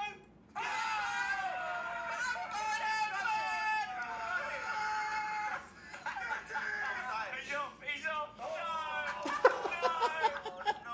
Who was off? Was it Dan Burn who was off? Or was it? You horrible. No, This is no. horrible. Hopefully VAR saves it. Who was offside? Was it Isak? Who Yeah. looks off? He's alright. He's off. He's alright. He's not off. It's the shoulder. He's not off. He's off. Oh, that's Christmas. He's off. He's off. I hate being a Newcastle fan. He's off. That was a good goal. Yeah, but listen. That's a gorgeous goal. Look at that. Listen, when that goal goes in, they don't know that that's offside. The way they're playing in this last 10 minutes or so, as I'm saying, now I'm looking at this and I'm going, about 10, 15 minutes in, I was thinking this could be 5-0. Now I'm like, okay, everything's played for. Yes. This is the thing with Liverpool, though. This is the thing with Liverpool, like. He's offside. I can't handle this. Watch it. Yeah. Draw those lines, boys. Draw those lines. He's offside. I can't handle this. But this is the thing with Liverpool. When we talk about Liverpool for a title, like you take Salah out of that front line, they haven't got any killers. Who's their killer? They will have Salah I look at mate, 80 million quid on Darwin Nunes. I'm looking at him like, is this your king? Is this your guy? Yeah. This is your king. I hate this. The guy that come over. Diaz is good This is though. your fan. Yeah, Diaz is good, He's good. Gakpo, he's not really lit. I don't know. I think he's been a bit of a flop. What is this? No, Gakpo. Yeah, he has been played out of position a lot of times though. That's the only thing I would say about Gakpo. Like, he's been played as an 8. That's a good goal, man. Do you know what? We really started coming into the game in like the last 5 minutes, and immediately we bust them open. Like, that's the thing about this lot. If you can actually get them on the back foot for a second, they're vulnerable as fuck, but they're never on the back foot. That's the problem. I'll tell you, Gakpo has been better than Anthony. It's not hard, is it? He's got 1 goal contribution in the last 33, hasn't he? Worst flop in Premier League history. Yeah, work. Wow. Come on, lads. Yeah, we're going to talk Man United at half time because We got to check his passport as well. That kid's not Brazilian. I've said this before. He's Scottish or something. That is not a Brazilian football player. honestly, A Scottish captain yeah, straight. I mean, McTominay is the top goal scorer for Man United, so let's not. And for Scotland in their qualification. There you go. So, Some respect on my name. stats. I don't lie. I'm not really even, I know it's a whole other discussion, but I'm not even that, this is going to sound bad. Brazilians, please don't hate me. I'm not impressed with the Brazilian players of today anyway, because the ones we grew up on oh my God. were ridiculous. Aren't they fifth in their group at the moment? I'm not surprised. America, yeah. They're not, I looked at their squad the other day, it wasn't moving me. Wow. Trent Alexander-Arnold hits the box. Do you think that was a shot? Oh, so you can't score after the penalty gets missed, but you can whip a Roberto Carlos in and hit the bar. Did it? It looked like it hit the bar. It did, it the swerved. Oh, home. Right. That would have been one of the Oh, goals nah, of the season. Yeah, that would have been a freak goal. That's Like, from this cross. angle on a half volley. That's like a Mudryk, but better. I don't think that is a cross. Do you know what I mean? That's so much better than the Mudryk one. Sorry, Josh, but that's That's definitely a the cross. Mudryk one. How I don't think there's any like Call yourself a Chelsea fan and you're I'm a saying realist. shit like that. Josh, you're just a Mudryk fan, mate. You're a fucking Ukraine about it. The way you go on about it. Yeah. What a player. You're gonna get butterflies on your neck. What a player. I get butterflies when I look at him. Come in with a middle Oh, part. He says every time he enters the bedroom because he's got a Mudryk calendar on there. Nunes, I'll be real. Nunes stinks, man. Doesn't I'm not saying in life he stinks, but right now he stinks. You know, we Like, look it's at just- we look at Nunes sometimes and we go, God, like you could be great. He does some really good things. That goal against Bournemouth earlier in the season. Do you think the moment will ever arrive when he does consistently put up numbers and become a 20-goaler striker in all competition? Yeah, that's what he needs to do. They were comparing him to Suarez. No, just because he was that's Uruguayan. that's what he needs to do. Do you think that will happen? Have you seen anything to go? He's just saying yeah. he stinks, so I'm assuming not. No, I said in life he don't stick, so I don't think he's like a shit player, but I think right now he sticks. And look, he's probably gonna score now that I said that. You know how this goes, and then everyone's No, gonna he troll me. scored 2 against us last time we played. He's done jack shit since then, to be fair. 19 matches, 5 goals so far this season. In the league. And his underperformance. That's who he is. His underperformance, his XG is 9. Like over he's got more 9. than JG's, that's mad. His conversion stats are really, That's mad. really weak. Like, he's by far the worst in terms of conversion for the Liverpool. He does get a lot of chances, and you have to give a player credit for getting the chances because he's got the legs to get in those positions. But I mean, we got 2 80 million Oh, strikers on the non-staff pitch. man, you fucking I have to want say it. about Nunes, he has also Very got good 5 player. assists this season. Oh, 120 million right there. There you go. I tell you, I'm not enjoying the pass though. Awkward. That was quality. When we're linking these passes together, we're actually playing out from the back a bit better than we were in the first half. Like, I mean, fuck me, we didn't even try then, did we? Like, I'm not mad at some of this right now. It's giving me a slight Spaghetti tinge of hope. Mafia. Game plan-wise, it's a little bit better. I think he needs to be a bit more resolutely independent, obviously, and not give him as many chances. But in terms of staying that and trying to pick your moments where you can get forward, and you are higher up the pitch now. Mate, we're not doing a test. Ciro Thank God. Immobile. We're actually showing a bit of fucking bravery here. Like, wow, you're playing way better, Man United. That's the thing with this Liverpool team. Though. I think you can play through them now. I think 2-3 years ago, you talked about their press. You were like, you cannot try and pass through this team. I think you look at their press now and you go, you kind of can actually. Like Diaz on that side doesn't like. Oh, Miley, I'm in love with him. He's amazing. It's that Anfield. What a guy. You can play through the forward line and the midfield very easily. The centre backs are still good for him. Fuck! What, you So taking I that? keep doing that bullshit. Play on. Play on. Pero es una hora haciendo estas mierdas, man. We've switched off. We've absolutely switched off, and it's going to go in. No, it isn't. Thank God. That was a very So Lennon's getting a yellow card from Shop and fly on the edge of the area. There's a bit of criticism for him lately as well, isn't there, from his goal record and stuff. What I'm hearing about. Oh, Szoboszlai. Yeah, Liverpool fans. Well, it was interesting because obviously at the start of the season there were sort of 3 attacking midfielders that moved around. That's Havertz it. being one, Szoboszlai, That's it. Madison, and it's obviously Oh, Madison God, hasn't no played way this season for when us. he was fit. But this is the reason no one else wants to buy Madison because he Yo, gets Shota. By 40 Yo, mil Jota. out of those 40 mil, you can't go wrong. He's the best player out of those 3, but only when he's on the pitch. Yeah. You're forgetting one. Get this dude. All proud. Okay. Go on. Count Go on! It's his son. Oh, it's against Van Dijk. It's against Van Dijk. Oh, you fucking He's a prick. beast. We'll He's take so that. good. He's a beast. He's strong and fast. Virgil is back, isn't he? He is, Yes. That was He brilliant. really wants to win this title. Yeah. I love that little thing between him and Roy Keane the other week as well. I think he really. What was it? Because apparently he kind of went there and said, only one team tried to win, the other team, like, he was basically getting onto Man United, Van Dijk, after, in a post-match He was interview. bang on, by the way. Oh, of course, Man but United. there was arrogance to it, though. Man United did not try and win that game, and he was like, "Look, we tried to win, they didn't." No, he was right, but I think it was more the tone of the way he did it. And Roy Keane's just a sensitive bloke in terms of like he still has this ownership over Man United because he loved them, and he's like, "Yeah, you're right, but don't point that out about my club. I'm not gonna. You're being arrogant." It's like of all the things Roy Keane said during his playing career, for him to have a pop at Virgil. Didn't even finish his playing career there. Hypocrisy is unbelievable, like. And I think Virgil actually handled him really well by giving him a bit of respect. You know, well, fair play if he thinks that, but I didn't mean it that way. Oh, did he respond after as Yeah, Virgil actually showed him a bit of respect, to be fair. Go on. Good pass. Go on. Crossing. Give Head her to a the shot. box. Well, He's got to take one. You can take one. Yes. Oh, you fuckers. yeah, fuck You can us. see the standing water on the pitch. Yeah, this pitch is. Oh, we off. Oh, no, We're in that's trouble. bad, We're in that's trouble. 84 though. Oh my That's- days. that's Hey, what I oh, thought. that's State hard. of that, though. Telling you, Some of it's that like weak. awful. Gives it straight back to them so they can carry on their attack. Good tackle. Come on. on, Dang, man. I got rid of Lookman, dude. Touch. First ball's Yeah. win that. So Oh, poor. Come on, man. second ball? No. Jones has got it on the edge of the area. He's looked really good. Yeah, no one's really been talking I about really Jones like enough. him. I really like him. Yeah, he's proved me wrong because I didn't think he would step up the way he has in recent times. Didn't you? I've always liked Jones. I thought he was all right, but like I didn't think. Look, he had some stinkers, and I watched him. And I was like, this is fucking terrible. This is what I'm saying, but I was always on raving on about him more than Elliot. oh my god, what the fuck was that, man? You know- what is it about So- Andy Gordon lately?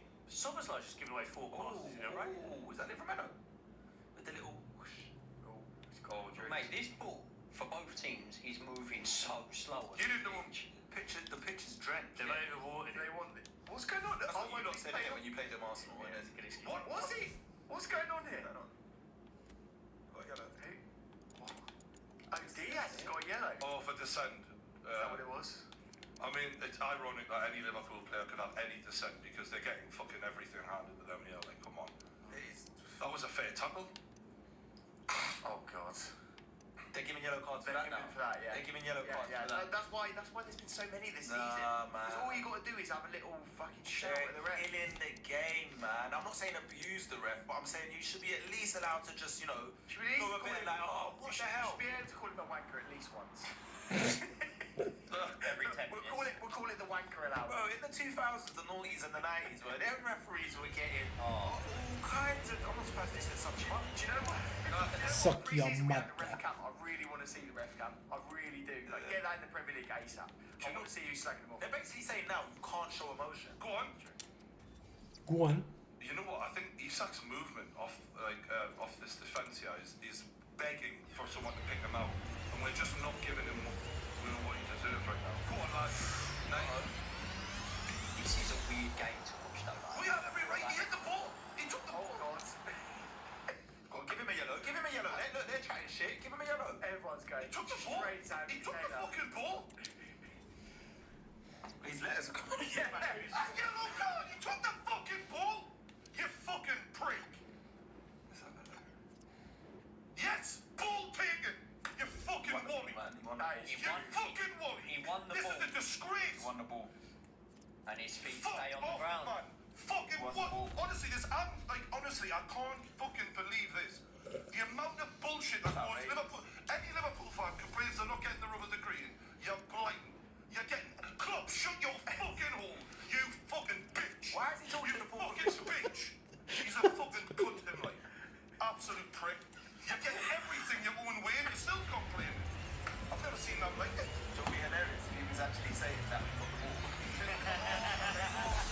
How was this kid been yellow carded? He took the ball, didn't even barely touch the block. Was he still? Then Wow, he he was was still- still. Going out now, mate. Klopp wanted him off. Did he want him up? Yeah. Honestly, Jurgen Klopp is he's got no fucking morals, has he? Like, doesn't give a shit, just win at any cost. Honestly. I've been impressed with Newcastle this half. I'll be honest, mate. I think it's He's like an old woman carrying a fucking big, massive fucking roast fucking dinner and the one complaining he's got no bread to go with it.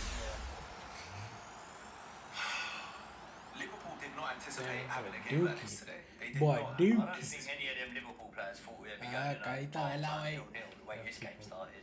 Okay, Carlito, But the thing is, this happens in football. You know them where you start a game on fire for like 15, 20 minutes, you're peppering and You have even to it have don't go a in. Peppering.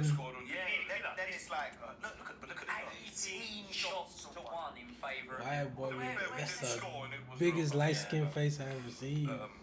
That's the biggest light skin face. Sorry, 18 shots to 2. Just to remember two there. It's important for the ratio.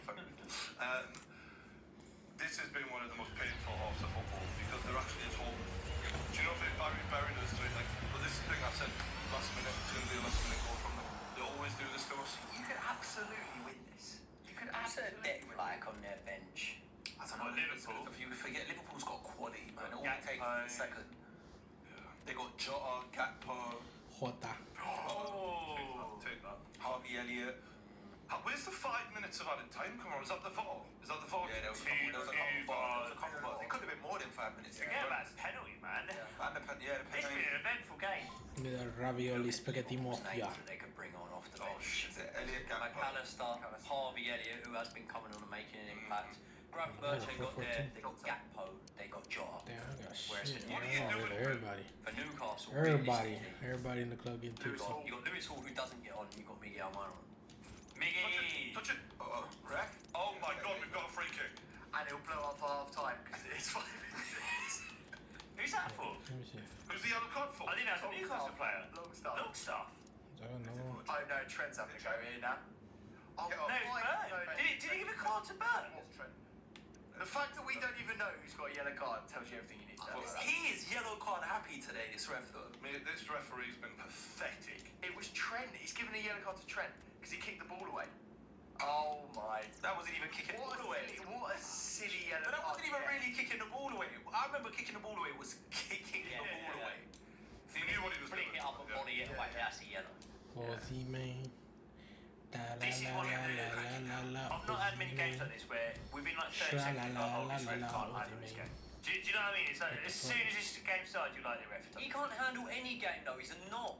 He is a bad ref. He's a knob, mate. He's an absolute helmet. It's mad. Isn't he one of the most experienced refs, apparently? He's one of the biggest knobhead Don't refs. you remember he was the one that Jose Mourinho went up to the car park and said you're a fucking disgrace? I must admit, Jose's a I've always loved Jose. I love I've him. loved him. I was a funny guy.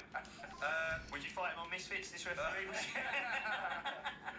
Last a fucking round. You know when you've lost it at half time and you go, oh yeah, just called out your own club for a Misfits final. It was an eventful first half. Okay, wow. Okay, I think we've done well to get that to 0-0 at half time, but I still say last minute winners coming for them bastards. Right, Ten Hag lads. He's claiming Manchester United overperformed last season. That's the narrative he's now spinning in order to make it not as bad for the absolute shit show he's overseeing this season. Obviously, I've thought from day one that he's being exposed. Just a few stats we're now going to go through. Gary Neville at Valencia, 28 games played, 11 losses, 39 goals scored, 38 goals conceded. Ten Hag this season, same amount of games, 28, 14 losses, that's 3 more. 37 goals scored, that's less, 2 less. 45 goals conceded, which is 7 more. Man United have never had fewer points, no goals scored at this stage of the season ever. It's the worst of any Manchester United manager post-Ferguson. They've lost 9 games before January. They're out of the Champions League, bottom of the group, including Copenhagen and Galatasaray. Forest just beat them 2-1, and he's been heavily criticised for a substitution where he brought off Maino, who was having a pretty solid game, brought on McTominay. And going further into it, Bruno Fernandes, his form is dropping massively, along with Rashford. Those are the 2 players who take them out most last season. Bruno has 3 assists and has lost the ball 680 times in 19 Premier League games this season, the most out of any player in the Premier League. In his transfer decisions, he's sold Ronaldo, who had 21 goals and assists in his last season at Manchester United, 30 games. Brought in Wout Weghorst, 17 games, 1 assist, no goals. Højlund, 15 Premier League games, 1 goal. Anthony now is being exposed. I think we're all agreeing that he's an absolute flop. One of the things that's even more staggering, aside from banning Sancho, is selling Alanga, who currently has 10 goals and assists in 20 games. Anthony on the other hand, 16 games, no goals and assists in the Premier League.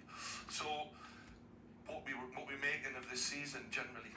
What are you saying, Lance? What are you thinking of? The first thing I think is, did he really overperform that much last season? Like, what, they lost 3 less games than they did the season before. They finished in a top 4 that had, like, no offence, but Newcastle in it that weren't supposed to be nowhere near that. It didn't feature Liverpool, it didn't feature Chelsea, it didn't feature Tottenham, that top 4. It was one of the most amounts of money they'd spent in the summer as well. Yeah, I don't know, they did massively overperform. The points tally that got them in the top 4 isn't a points tally that definitively every season gets you in the top 4. It looks good because they had the cup win and whatnot, but actually, if you're going about overperforming, like the conversation when we talk about Ten Hag, I don't even really care about Man United. I care about your management, and you've just read it all out there to see. I think he's doing an awful job. There's still fans, and I want this logic to be questioned, yeah, because I think I'm just like, I've thought Ten Hag's shite for a long time, but there's Manchester United fans who are saying, yes, but we should still keep him because instability is not a solution. We need to just say this out and then make a decision later. Does anyone disagree with that? Well, it's interesting because as an Arsenal fan, I think people, and it it's maybe a bad time to talk about this, but I think a lot of people look at what Arteta's done at Arsenal, and when they stayed patient, they went through the tough patches. Hello everyone, we've dropped anchor here on the great port city of Hamburg. We're at the Volkspark Stadium. I'm your match commentator Derek Ray, and ready to provide expert analysis. Alongside me is Stuart Robson, and getting ready to bring you first squad battles action right now. Stuart, your expectations? Well, Derek, we can talk about coaches and their methods, but it's now down to the players. Which ones are going to stand out, who will affect the game, and who will have the greater desire? It should be a cracking game, though. Do you know what I mean? Like the amount of talent there. Dybala, on to Thuram, and passing it through. Oh, he could finish. There it is, and just the ideal start. So the ball rolling again, with the scoreline standing at 1-0. Claiming that that's fine. Stoichkov. Like that, at what point are the lights on? Like, it just blows my mind. Sancho is burned. Strong but fair tackle. Looks really poor. He wants out. Yeah, no, they're not offering. They don't think they've got an option to extend Varane's contract. They're not Luis going for it. Alberto. They go for Lindelof's one. They're not going for Varane's one. The Sancho one's that's such an important one as well. And all right, not much has changed on it. So we sound like we're beating the drum time and time again. But Sancho, you're dealing with forwards who realistically, okay, Rashford got one. They can't score goals. High pressure on David Alaba. Whether you go, oh, but his record hardly suggests. No, but the price tag you bought on the him ball, in for Zakaria would suggest, and the age he was, that you believed that if he didn't have Riquelme threading it through. Big opportunity. Oh dear, oh dear. Opportunity squandered, Stuart. Well, what a chance that was for the equaliser. You don't get too many better than that. He would hate it if Sancho came in and started scoring winners for him. Just clarify the injury situation. Our man on the side of the pitch is Jeff Shreves. Yeah, you can see he's got a problem with his foot. Looks as though what a chance this might be. What a block. How do we know Sancho won't apologise? Like, how do we know? Behind the scenes, and responsible for the corner is Dybala. Well, very effective goalkeeping to touch it over. Growing pressure here, and another corner. Potentially, you have to give him more money, right? And if you look at the way The keeper had plenty to think about with bodies around him. It's all wrong, isn't it? Like, Alanga is a classic example of a player who's got 10 goals and assists this season. You sold him at 15 Arsenal million. have possession again. For 85, and he's got Dybala really is obsessed with taking the game to the opposition, but can they produce from here? We know that they're coming in with a real kind of. And that's fantastic goalkeeping to get across and deal with the danger. Arsenal pushing to add to the lead. They've won the corner. I'm not letting you throw 80 million quid at And a relatively high degree of difficulty for the goalkeeper. That's probably one of the worst signings we've ever seen. We were saying about Anthony being one of the worst signings, and I feel sorry for Onana. Like, I don't want to stick the knife in too much, and everyone goes, well, David De Gea's first season, David De Gea wasn't this bad. Now he must favour the cross. And the shot. Well, somehow the goalkeeper got to it. He's at full for 75% of the goals they concede. I'm not saying they're clear, obvious mistakes every time from Onana. Paulo Dybala with the corner. Do you know what? He could do better for... And the danger clear. In it goes! He scored on his debut, and his fans are loving that. You either do revolution or evolution, and the two teams that I look at given away by Rabiot. Newcastle and Chelsea, right? Newcastle have kept the manager, they've evolved as a team, and they've done it slowly. You know, they brought in individual players. Arguably, they still have players that are, lower Premier League level, right, within the squad. And then you look at what Chelsea stopped them in their tracks. Replaced managers several times. We've completely gutted the squad. Introduced a completely new philosophy, which is alien to the way that Chelsea have been run for years.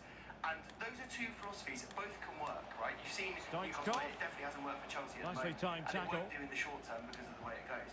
Sir Jim is going to have to make that decision very, very quickly. Arsenal could be onto something. Decide whether he wants to completely rip everything up. Ten Hag will have to go and cross towards Dybala, back post. But keeper's ball, they'll be disappointed with that delivery. The Newcastle approach and do things slowly. Keep Ten Hag there. Bring a few players in that fit within the Ten Hag way of playing, the Ajax football. Arsenal have it back. That's a decision that they've got to make very, very urgently. If not, they would have had to do now because Sir Jim has got his feet under the table. Well, when Newcastle were taking over, though, we did change the manager quite quickly. Steve Bruce. The ball with Luis Alberto. Aside from that, I agree with everything you say. Like, real chance. A goal here, giving his team precisely what they were looking for. Now he deserves to celebrate it. You've watched Sir Alex Ferguson football.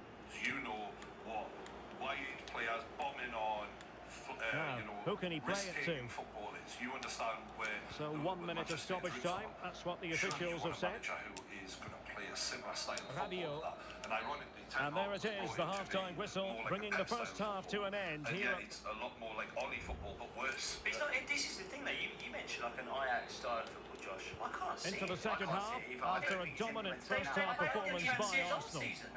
They were doing well last season, by all accounts. They overachieved. Determined defending. Counter-attack. They're a counter. And what did that fall in line with? Mukiele. Massive uplifts in form from Marcus Andri Rashford, Kelme. Bruno Fernandes. Yeah. They had players in form, Casemiro. They had players in form last season. I think it's also just the fact that, like, in your first season, all right, there's always pressure with the Man United job, but I think in your first season, Dybala! we always label it as like transitional season. But hang on, Not a free hit, but you know what I mean? It's a offside is the verdict transitional here. season. It's not going to stand. Well, you can When tell you he finish in the thought he top was four like onside that, here, and then you but spend the amount of assistant, money I you think, got spend. it absolutely Second right. season, we want serious results now. Like, we want to see you push on. They've gone backwards. That's how to The biggest dispossess your alarming thing opponent. for me is when I look at those players play on the field, it Dybala? doesn't look like they're playing for their manager. And I know, and this is what's hilarious, because I think rival fans Shaping to love shoot. it because Well, they just did that against narrowly Villa. wide of the They were post 2-0 that down, time. they went in the changing room, came out and did it. So then you So start deciding going, to make a are they personnel playing? change But at all this their results juncture. across the season, to me, tells you they're Well, not those playing stats for tell this you manager. everything. Like, They're if I opening was up a the player, opposition at will, and while he we've seen wouldn't some really motivate poor me. defending, Yeah, like you've always their said, he has no attacking play has charisma. been excellent. There's You nothing can't about really him. When he tackle talks like in that and interviews, expect to you get almost away fall with in it. asleep. Booking to Like, come, you how would is think. he You watched supposed to the get- Forest game, lads. Yeah. What did you make of that specific? Because that for me was a bit of a rock bottom moment for the club. They got bodied. And he read it well. Morgan Gibbs White, all of them. They Oh, great completely- play. He had the speed from Gibbs White. I really like this kid, by the way. I think he's got a lot of talent, and he had a great game against Newcastle, unfortunately. And he's like, look at them, they don't want it, and it's like, you're fucking right, man. You can smell fear. Bad challenge, and that's up to the referee in terms of what to do the next. opposition player saying that. Well, and you he's see gone your- into the your book. player Well, he full was of late and he scared deserved kids. a booking for For that. me, that is the immediate eject button. Like, I understand that, like, we don't want Oh, the threat is there. Nottingham Forest players are Pulls calling it you back. pussies. What And do you he's think the made it a stability brace about for that, you himself. fucking morons? The Are you defender's watching? just Like, that's unable what to I stay don't with get. it. Look at what And Forest he's did. having They've a just changed field day. managers. They've just got rid of a really popular manager, by the way. A lot of people really like Steve. And Stoichkov. now their players look properly motivated. They ran Manchester United off the pitch. But Barnes now. we know this. Like, we've known this for months. That this dressing room don't like that manager. I think the question, though, is purely from Man United fans. Do they stick or twist it? Berardi Okay, has so it. let's suggest that they are going to move on from him. What manager do you think would be the best option for Man United? What are you doing? It's with Dybala. Only because he played for Thuram? Liverpool, it might be an issue there. Keeping possession But of for the me, it'll ball be with Xabi authority. Alonso. When I see what he's doing at Well, that's good Leverkusen defending, right now, well and everyone's going to organised say, at well, the there's back. league attacks, all of this. Can they do something positive on the counter-attack? To Bayern Munich, so I've been watching a lot of Bundesliga this season. They are Still a playing chance. ball, Leverkusen, like serious ball. Like Well, it's threat looking like a problem averted. for Bayern Munich at the moment. They're going to have to pray they Domenico fall off. But Berardi. Xabi Alonso, because we were linked with him before we got out, Xabi Alonso. Some people are like, he ain't Thuram. done enough. Well, we've seen what he's doing this season with so far Dybala. with Leverkusen. Obviously, I know there's that Liverpool link, and they Trying might to think open them he up. might be the natural Could it successor be? to Klopp. So I don't know. In Can I it ask a question goes! though? He's- If you're Xabi Alonso, I get Man United are the biggest club in the world and whatnot. If you're Xabi Alonso, if it happens, let's say in the next 5 games, do you leave a Leverkusen side that could potentially have to be someone make interim. something historic by being the first in God knows how long to break that Would have to be Bundesliga someone. threshold? But even in the summer, I mean, I was going to say this as well, Jay. Like, even in the summer, if I was, and let's have it right, Xabi Alonso, he's one of the most exciting young coaches in Europe. In terms of what he's doing in the Bundesliga right now, even like Barcelona don't like Xavi anymore. They'll be looking at Xabi Alonso and they'll be talking about a Real Madrid link. Real Madrid will be looking like everyone is going to be looking at Xabi Alonso right now. Why? Because Why they're Man United. Because they're Man. I don't know. Like at some point, if you're Xabi Alonso, you go, well, Ten Hag was pretty exciting before he went to Man United. A lot of people like Ten Hag. Mourinho was in a really good place before he went to Manchester United. There are a lot of coaches that have gone to Manchester United and don't look so good anymore. If I was Xabi Alonso's agent, I'd be like, I don't know, mate. Yeah, but you know what it is as well, though? You've got to remember, like you said, Jim Made it a Ratcliffe's there now. brace for That's himself. exciting. No Not exciting, stopping but in if the you're a Burnley. manager, Very exciting. if you're at Well, here's the Leverkusen goal right now, you're again, Xabi and Alonso, what a and Man wonderfully United weighted come to pass you and this say, is. And we there's want certainly you no to be doubt the guy about the now. finish. Jim He Ratcliffe, really hits it with investment, power and the accuracy. things we have in Nothing place, the we want keeper can you do to about lead that. the revival of Man United. You sell it to us like that, Mukiele. the money that you're going to receive On just the ball, because Zakaria. managers like good paychecks as well, let's be clear. Nordi The money Mukiele. he's going to receive compared to what he's getting at Leverkusen, if he could bring, and then even, like I said, he's a Liverpool man, Klopp ain't going nowhere, it seems right now. Imagine Electing you to now shoot. battling already And he with got Pep to it and fairly Klopp. easily. Like what Arteta did. Arteta got the call, and he went there, and he had no experience as a manager. Xabi Alonso could look at that, and that would be, even though Man United are in the mud right now, that's tempting. There's differences and similarities. nice ball with Arteta. over the top. The main difference with Arteta is Arteta was an Arsenal captain. Can he put it away? And that was Not one a thing where I surefire think, goal. because I think you look at that Arsenal job, again, I think you could look at that Arsenal job and gone, don't fucking go there, Mikel. The state we were in. We were a mess, and there was a lot of big questions So on being the answered cusp by of the final ownership. whistle, I think and the thing with visitors Mikel, very you have much to really in respect command, Mikel Stuart. Arteta for. Well, He what can you manages say about up- this performance? It's They've not been just he manages the absolutely dressing room. brilliant. He They've manages played the with owners. such He guile gets and things out of our creativity, owners that and their no other passing has been coach, so even expansive. Wenger couldn't get Not at many Jones. teams would have stopped you Alonso's today. coming in with a bit more cachet though, right? He's coming in with a bit more clout because of what he's achieved. Like, Arteta hadn't actually achieved anything as a Daniel manager. No, Maldini. he hasn't, but he did have a big connection with the opportunity. club. And I Oh, think good that's hit, one thing that close Arsenal's shave. ownership have shown is they really care Time about for a the connection change with then. fans and the club. I don't know, if I was Alonso, there'd be a part of me going, maybe let someone else go through the door with Ratcliffe first. He's got a good reputation, Jim Ratcliffe. You don't know what this is going to look like. We're talking Keeper about Dan not Ashworth. concentrating. Exciting. But as you said yourself, Brian, how Lukaku. how Can he take the chance? he wants to move. I get that, but imagine, like I And said, there the is summer's the come. goal. Say He's you're at found the Leverkusen. net. Say you Joy miraculously guide unconfined. this season to the Bundesliga title. And so the referee blows for full time, and it goes down as a... We want you to revive the team, take on Klopp. They did most things That's right. attractive. If they say That's the, so for it's a you new to owner. that's not easy. It's a new owner, it's a new director of football in Dan Ashworth, it's a whole new look, and then you've got Alonso.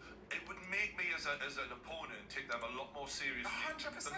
than the joke of the club that they are now, which is why I'm so baffled as to why fans are saying stick with Ten Hag for any length of time when they're bottling it against Forest. And they're paying It's great, you know, football what you're saying about it's a new owner. It's not a new owner. It's sort of, I get it, but it's not fully a new owner. He has It's not even sporting half control. a new owner. Yeah. He has sporting control, but let's see how that plays out. Let's see how that actually goes. The other thing as well is new ownerships don't always mean new beginnings and better beginnings. We know that from the top owner at Chelsea. As well, like you look at the bookies odds at the And moment. a warm welcome. Our venue for this game is the Emirates Stadium in North London. My name's Derek Ray, and delighted to have alongside me, as usual on these occasions, Stuart Robson. And without doubt, a match with the potential to bring genuine excitement. It's Arsenal versus Locomotive. Yes, thanks as always, Derek. We've got two good teams here, so I'm anticipating a really good game. The atmosphere is electric inside the stadium before kick-off, and hopefully we're not disappointed. Lopetegui's a 4-1, and then the rest of them. The line-up then for the hosts. They're all like 14. So 4-4-2 is a good formation, if it's played well. It covers most of the bases defensively, and if you can then rotate your positions when you regain possession, you can also be fluid in attack. Let's hope we see that today. What a vital intervention. Enrique was looking at it, so it's... And so the starting lineup for Locomotive. Interesting choice. Well, they're using the same shape, so would you not worry expect this to be a really tight game, which will be controlled by the team who win more of their individual battles. That's going to be the key today. So you've got to be realistic and go, all right, like realistically, Alonso, he has got options Very right now. effective pass. Can he give them the lead? And you've just witnessed a moment of truly high-class goalkeeping. You're absolutely right. What a save that is. He's reacted so you have to quickly. figure out like who's actually going to And come. there it is! There's a lot The of this is opening happening goal! well. The ideal I way to really don't start. think that Potter can handle the Man United job. Agreed. But you do.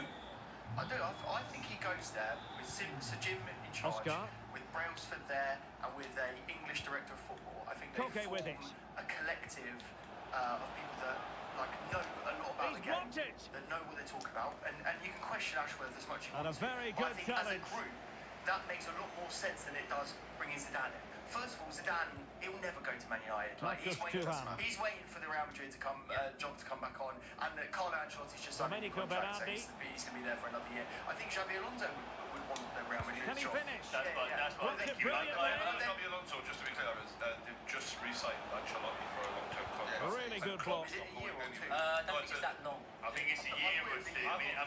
Thuram. The ball back with Arsenal now. 2 years. If I'm Alonso, And the cross smuggled away. But let me explain with Well, that's not to say that Ancelotti definitely makes it to the end of that. To the end. Crossed accurately towards the far I know, they're post. saying that he's going to go in. It's theirs. Corner to Arsenal. What can they do with this one? That Bayern are sniffing around Xabi Alonso as well. Of course they The are. delivery He's a successful courtesy manager of in Dybala. Germany. They're gonna. Josh, the question That's a I'll ask you routine about take. Potter. Yeah. there are players on huge contracts at United who aren't happy under Ten Hag. If Potter walks through the door, bearing in mind what happened with him at Chelsea, do they respect him? I think you have to completely Arsenal move it revolutionise forward the way with purpose you and deal control. with recruitment if you're going to have Potter in. I think you can't go for the Galacticos. I think you need Now to go with for Thuram, young, hungry real players chance. that actually care about being Well, club. it's all going so swimmingly for them here. Salah Another tapping goal. from And Nunes. now it's a matter of avoiding any silly mistakes. Celebrating It's a great ball before the assist, though. right there. think Kunis celebration. I mean, it was straight after half-time. It's a really Oh, bad fancy time to concede footwork. for Newcastle as well. And I Rabiot. don't see this being offside, boys. Do you? Not at all problematic That's the for the most goalkeeper. composed thing that Nunes has done in this moment. Yeah, I don't know. Do you know what? Yeah, the only just back to Potter because I know the goal's gone in. Potter, right? My only thing is the fans never have patience for manager like Potter. Boulay We saw Dia. that at Chelsea. They look at him Makes and his as way soon in as results field. start going a bit ornery, Rabiot. they turn on managers like Potter. Still alive. What are you doing, Dan? And putting paid to the danger. It's well onside here. So he's on side. Absolute fucking imbecile. He's just got. You're supposed to be a left Very back. quick fucking thinking prick. there. Play a left back. This has been a I'm sick of top-class his shit display this today. season, like. Just look how many The big chances they've dopey created. fucker. And if they want to, they could We score can't two have goals here. Nunes. We have the Nunes in that Yes, first the half. chances mate. just He's keep the one on who coming. receives the ball No back to stopping goal them, to start apparently. with. He's got to go to the assist. Yeah, but can I say something? An informed striker takes a shot. Had to catch it perfectly. Made the right decision, I'm just saying. And Well, I mean, maybe not when you've got Salah waiting to Yeah. tap it. Bobby Firmino's there watching. Well, here it is again, and what a perfect cross into the box this is. Just inviting someone to attack it, and then just look at the finish. That's a brilliant volley, good technique, and the perfect contact. Sick of it, man. I didn't see that angle again. You don't Samuel think that shot was on in that Castillejo. angle? I just think if I've got Salah, if I've got Salah waiting to just do a tap in, I'm passing it to Salah. You know what, right? If you know you're Darwin Nunes as well, He keeps he going. knows his ability. Lads, we were so resolute, worked so hard for 45 So half-time, minutes. that will close the to book. just hand it to them on a play. The disorganisation in that defence was scandalous. Into For the that to be second the half, state it's after in, a dominant the first first 5 half minutes, performance the first by and the second Arsenal. half is a fucking disgrace. We were all over the shop. People just tossing it off, not tracking back properly. You've worked so hard. And I don't mind if it's a great bit of skill. We were just all over the shop. It's pathetic that way. Really fine piece of defending play to break us up. Shocking that thing. And there's too many people mentally showing signs of weakness in this team. And Eddie Howe needs to get in there in January and go, these fucking... And very soft nicely pricks need to get positioned the to fuck win out. it back. Sick of it. I can't wait for Locomotive Salah with to acres go. of space out It's now wide. 9 for him. Yeah, I know. Okay. Ah, fuck. Can they stop it going in? That's domination. This guy, man, I just can't wait for him to go Well, they south. can keep possession of it now. Retire, man. Retire, man. You're absolutely in it's And the it's counter looks shocking on that here. that performance Options is in a minute. available. Oh my god, it's terrible. Defenders watching need the to play. cover. It's like a fucking an ostrich being given electroshock treatment or something. But nothing comes of it. Fuck me. Oh, Salah's in again. Nunes. Oh. And they do, brother. Mate, that is my Nunes passes. That is my Nunes passes. No, that is why he passed, because he doesn't Lionel have the bravery Messi. to take the shot, because he knows he's I have to say that Dubravka's had a good game today. He's feeling I right. tell you, hasn't a good game, Louis Diaz. Yeah. It's gonna get bad now. Salah's turning him on. on now. He's That turning is the not screw. under Estás jugando la pelota. Ay. And to add insult to injury, it's a booking, Stuart. Well, I agree with the penalty. I'm not quite so sure about the yellow card, When you though. look at when the turns happened and we gave the ball away, the strolling. Look at what absolute champ. And still danger We're here. absolute champ. It's all down that side. It's all that And they side. get ready for the Get the throw. LGBT bullshit out of here. That was a top quality save. You should move Livermento over. Well, they're going to be very cross with themselves because that was a wasted opportunity. This is Eddie Howe's fault though, right? Like we've got to say, like Eddie Howe starting Dan Burn on the Luis side of Mo Alberto. Salah when you've got a young kid on the bench who can actually keep up with people. Domenico Berardi. It's just mental. Dan Dybala Burn is was in the worst untidy. form of his life right now. Like it's the only substitute we've got, mind you. Koke. I mean, we've got nobody else. To be fair. Getting absolutely cooked down that side. Yeah. I mean, don't forget about Amor. Oh, don't you? Oh God. Cállate. That's the boy. Dumfries. Right, having a hard enough time. Yeah. Run on there. Benny Biggie. Heart attack. Back to Dumfries. It's the saddest bit Must about it be. isn't that we're like losing or He's anything. got It's it. the thing that once filled me with like hope for the future is the mental determination that this lot have shown in being hard to beat and not like under Steve Bruce, under Alan Podger, I was used to watching Newcastle just getting pumped 4-5-0. We've always shown a certain level of determination to at least stick to the plan and listen to Eddie Howe's instructions. We're now seeing people just sacking it off here, and too many of them need to get out of the club, in my opinion, right Found the now. net! Brilliant piece of Who finishing! would you take out of this team? Magnificent goal! Who for you either isn't running enough or But just doesn't like have quality? But who doesn't have the... Like, the thing is, Brian, I watch Newcastle and I think so much of it is... Isak's in here. Isak, you got to hit that. A lopsided contest. 4-0. Thinks he's offside. VAR killed the game. Brian, celebrate it. He's celebrating. He's on. An important interception. He's on. I can't. And this is bang on for my prediction. That's it. 1-1. Please stay like this. Look at club's face, man. He's been threatening all match, Isak. And quick thinking As team defensively. is top class. It's a goal. All right. Oh, fucking hell. A quarter of an hour remaining here. Cooker. Anthony Gordon, world class. That is world class from Anthony Gordon. But also the run from Isak. I can't believe this. You know you're right about VAR. Needed it. Maldini. I can't even celebrate this. Oh, managing to beat him. And a goal to delight the fans. Just what they were hoping for. Feel free to just celebrate now. Exactly. Feel free to just give it one now. Great goal. Excellent refereeing. Advantage in operation. The way he runs, the way he stays upright, and the way he finished that, he's got Thierry. Samu Castillejo. He has got Thierry about him. He has got Goes Thierry it back. about him. And still a chance. Fuck High yes. degree of difficulty to hit it on the volley like that. And it was close. Well, his skill level is so high. You're absolutely right. That's a great effort on the volley. I really like Isak, and I'm not saying he's the same level, but it's the way Giovanni he moves, Di the way he Lorenzo. finishes that, and he's got that touch. He's so Matero big, he's so tall, Politano. but he's still got the touch. Do you know what I wonder now? If we Might be a chance here.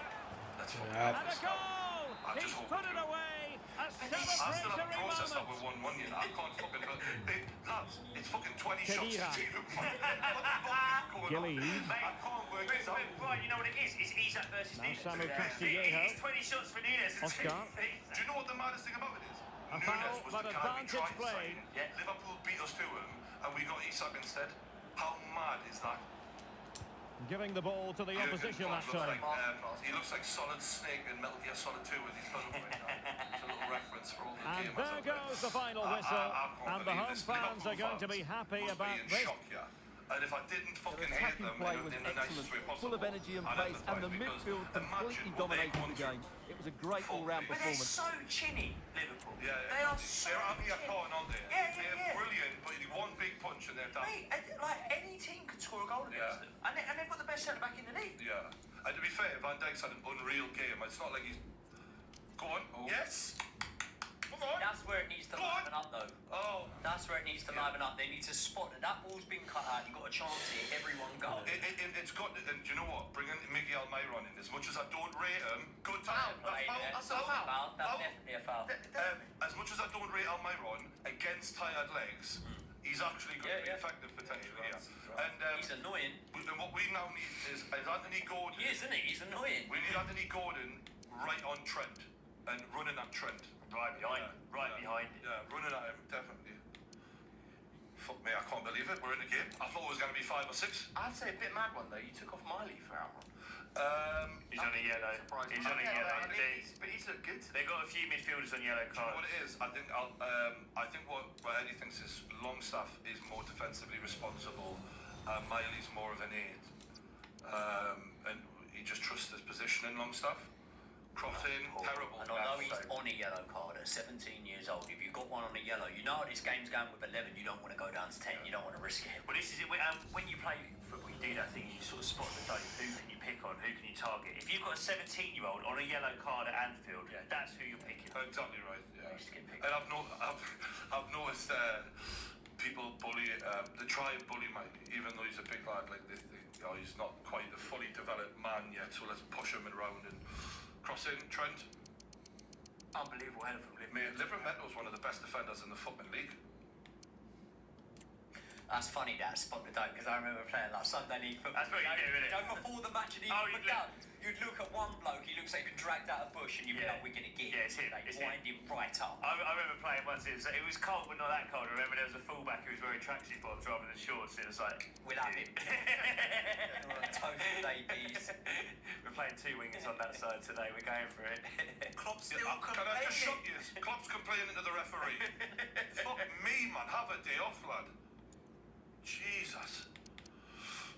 I'd love to see what the refs write in their little WhatsApp group chats about Klopp. Absolutely. Mike Dean is a commentator today, by the way. Mike Dean. What the fuck is that, bro? How's a ref a commentator? Yeah, But it's everything that's wrong with the game. We shouldn't be talking about referees. We shouldn't be listening to referees. We've got the best league in the world, the best managers in the world, and it's about refereeing decisions. Can we talk about Conor Gallagher, lads? He's heavily linked with a move away from Chelsea, despite being arguably one of the 3 best Chelsea players this season. No, the best. Yeah, him or Palmer. Palmer's been very good. Him or Yeah, Palmer. second best. What are you making of that, lads? It's mental. Oh, get away. Absolutely mental. And this is the thing, like, Josh, you keep saying this to me, it's like, this is the price we're going to have to pay for one Osimhen. Guarantee you now, we get rid of Conor Gallagher, and we still want to get Osimhen. If we get rid of Conor Gallagher, right, bear in mind, we've had injury problems, and it's not like, I'm not saying they haven't had it in the past, but Man United, they've got injury problems at the moment. It's not a massively consistent theme going back 5 years. For Chelsea, it is. Every single year for the last... Since we won the Champions League, we've been ravished by injuries, right? At the moment, if you lose Conor Gallagher out of this team, answer me the question, does he need replacing? Because I would say he definitely does. So then, what are we doing? Why are we doing, to mate? spend 60 million on someone who, if we're going on our track record, we're not going to get it right, and we're not going to get someone in that does have the ability to play to the level Conor Gallagher's been playing at this season. I think Lavia was the replacement. He was, but he's injured all the time. He came back, he did half hour, now he's back injured. But you've got loads of midfielders, though, haven't you? Yeah. I don't know. Right. We've got Caicedo, Enzo, Lavia. Now, I'm sure they thought that would have been our 3. But so far this season, Caicedo is the only one that hasn't really had his injury. He's missed a couple of games, but Enzo's had injury problems and missed stints, and Lavia's been out for the whole season, came back, did half hour, went out injured again. Ugochukwu, he's a backup midfielder. He's been injured for more than half of the season so far. So then when you look at it, okay, we've got guys that are out on loan and whatnot, but also we can't then take away the emphasis on how important it is when you've got a club in transition like Chelsea at the minute, right? What I think you're best served doing is clinging on to every single part of that club that was there before the Bodie ownership, because they knew the successful times, they knew how Chelsea was supposed to be run and was run, and they know what the fans expect, and they've grown up around Cobham. Conor Gallagher is such a pivotal part to that, because at the moment Reece James is injured, he's not in the team, so we've got no identity in that team as in homegrown players that can really, you know, show what this Chelsea side need to be trying to get back to. Conor Gallagher's the one, and it's not just that, it's on his performances. 35 million for him is absolutely fucking mental. The difference between the way that we see things as Chelsea fans and the way that Todd Bowley looks at Cobham and the academy is this. He looks at that and goes, dollar signs. We look at it and go, that's the heart of our club. And that is as simple as that. He looks at that and thinks, that is the best way I can do the most dirty accounting practices possible to get cash in as quickly as I possibly can to then fund the And a business warm that I want to do. welcome on what is a fine day for football. Perfect playing conditions. I'm Don Mowbray, and I'm joined by Steve Smith for commentary. And with the atmosphere building up nicely, what a match this promises to be. It's the Magpies, and they take on Arsenal. Well, thanks, guys. I can't wait for this one today. The atmosphere is buzzing, and I'm hoping the football lives up to it. They're saying now 35 million, something like that. We just sold Mason Mount for 56 million, whatever it was. And actually, I looked at the Mason Mount one. I looked at the Mason Now it needs a good ball in. Before a ball was kicked from Mason Mount. Well, he's lost the ball, and any chance is gone. Here's how the Magpies line up today. Yeah, looks like a conventional 4-4-2. You don't see it too often anymore, but it should give them a really stable platform both in and out of possession. Is it Spurs who's going to have That's it back. Well, it was a decent attempt, but it's been placed just wide. I think it is. I think this is a sign. Here's the lineup for Arsenal. Giovanni Di Lorenzo starts with Denzel Dumfries as fullbacks, and they're going with 2 men leading the line. Look at what Man City did. They sold their best academy product to a For the Premier lead League here. rival. They might not see us And as there a it is. title challenge, 1-0 but it's still in the Premier already. League. Cole Palmer they let him go to us. So off we go. We're 1-0. looking at the academy now and we're going, right, well, we can't offload them to the Bundesliga, we can't offload them to Serie A because they won't be able to pay the wages, they won't be able to pay the fees we're looking at. So we're going to have to do trading within the Premier League. That's the way that the Premier League is going to go now. And that won't just be a Chelsea thing, that will be... Oh, Nunez! They're not getting close enough here. here. Thing, it will have to be a Man United thing, an Arsenal thing. He's That's beaten the her only way marker it's here. going to go now. It already is. If it's for the equaliser. But that's what I'm saying in like response to what you said, Brett. Why does the buck have to stop It's at us? broken down and it had looked promising. To Man United. Well, so unlucky not to be level in this one, guys. It was a great effort, but you just wonder if they're going to look back on that road. Arsenal being afforded plenty of room wide here. Looking to the middle. And still the chance might come. And there's another one. Valuable breathing space for them now. But you don't sell a homegrown player who is currently one of your best performing players In a struggling team. to your arch rivals. Like, We're better than you. The only time I've seen, like, even you can't Sarah even say Campbell. about Percy's because he wasn't homegrown, but like even that was a Arsenal fucking regaining huge error. possession. Mate, we got one about the Cole Palmer thing. We'll talk about the Cole Palmer thing. Man City won the treble last season. Yeah, it's a Cole different ball. Palmer, a young Berardi. kid, turned around to Pep and said, no, like, I want first team football now.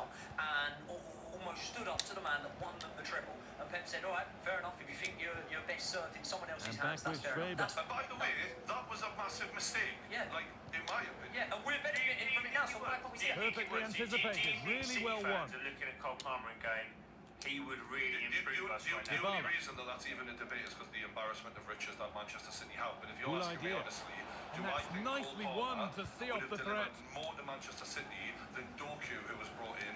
The answer would be fuck yeah. Do you think so? Absolutely, not a doubt in my mind. I think Doku is a good player. I think Cole Palmer is infinitely more talented. Need to get Can I tighter ask you a here. question? Chelsea get rid of Oh, a Conor Gallagher great chance. in January. And What it's is a our great midfield goal.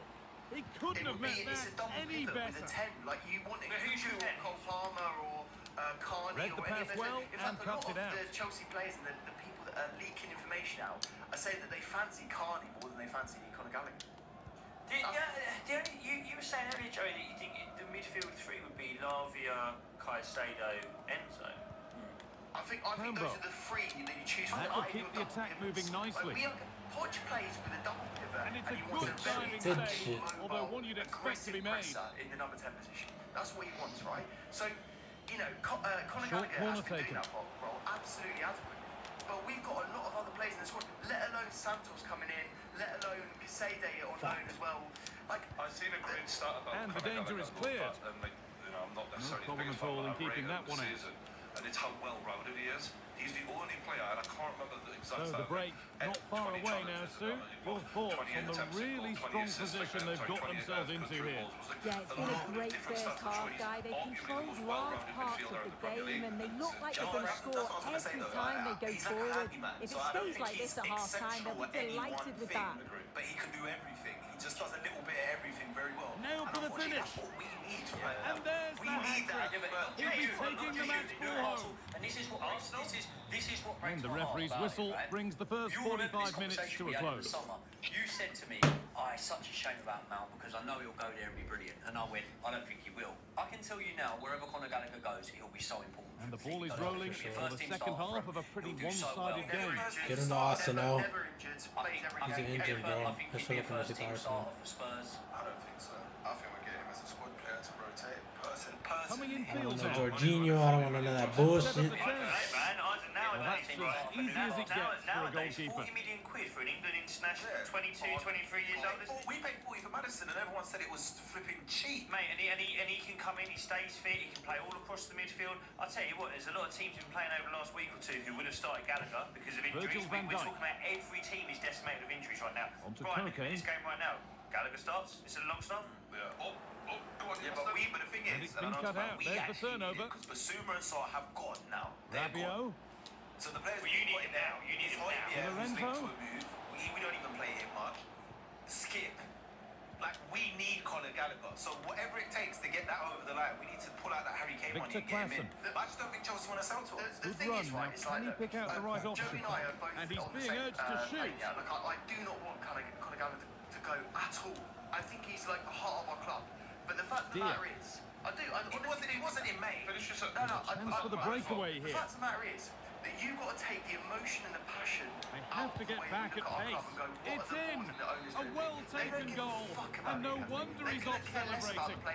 Where they come from, all they care about is making money to be a... But should they not care about the fans? Should they not rightly see? If they didn't care about, I know it wasn't these owners, but if owners didn't care about the fans, the Super League would be cancelled. Do they not say, like, mate, this is a big thing amongst the Chelsea fan base, you know? Mount was a big thing. No, it wasn't. No, This is bigger. This is bigger. This. Why How is Mount Switched on and ready to intercept there. I'm not even a Chelsea fan. Mount didn't want to stay, and Mount wasn't pulling up trees just before he left. Mount wasn't even getting in the team. Mount wasn't performing as one of the and Mount, it was very clear from people around the player that Mount didn't want to stay. Mount's at the Grand Prix or whatever it is, smirking when he's being asked about whether he's going to Man United. Conor Gallagher is pulling up his sleeves and getting the business done for Chelsea when we need him. Brian, Dubravka's made some huge saves today. The pass is incomplete, nicely won. He's made some huge saves. Mate, I take it back. Dubravka's having an unbelievable game, but like he's here. Don't get me wrong. I still have questions about the controls of defence, but the shot stopping, he's been fan-fucking-tastic. And to be fair, I have been kind of lucky at the fact of Nunes is shite.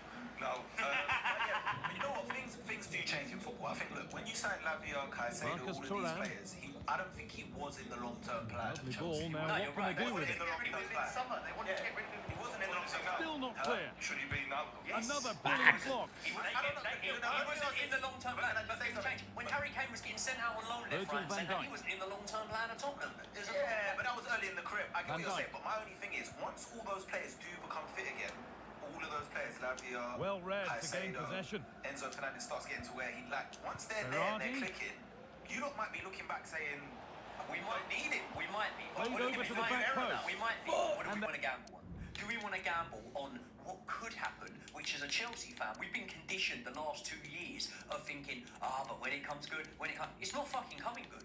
So then we've got to go at the minute, who is performing? Who can we rely on?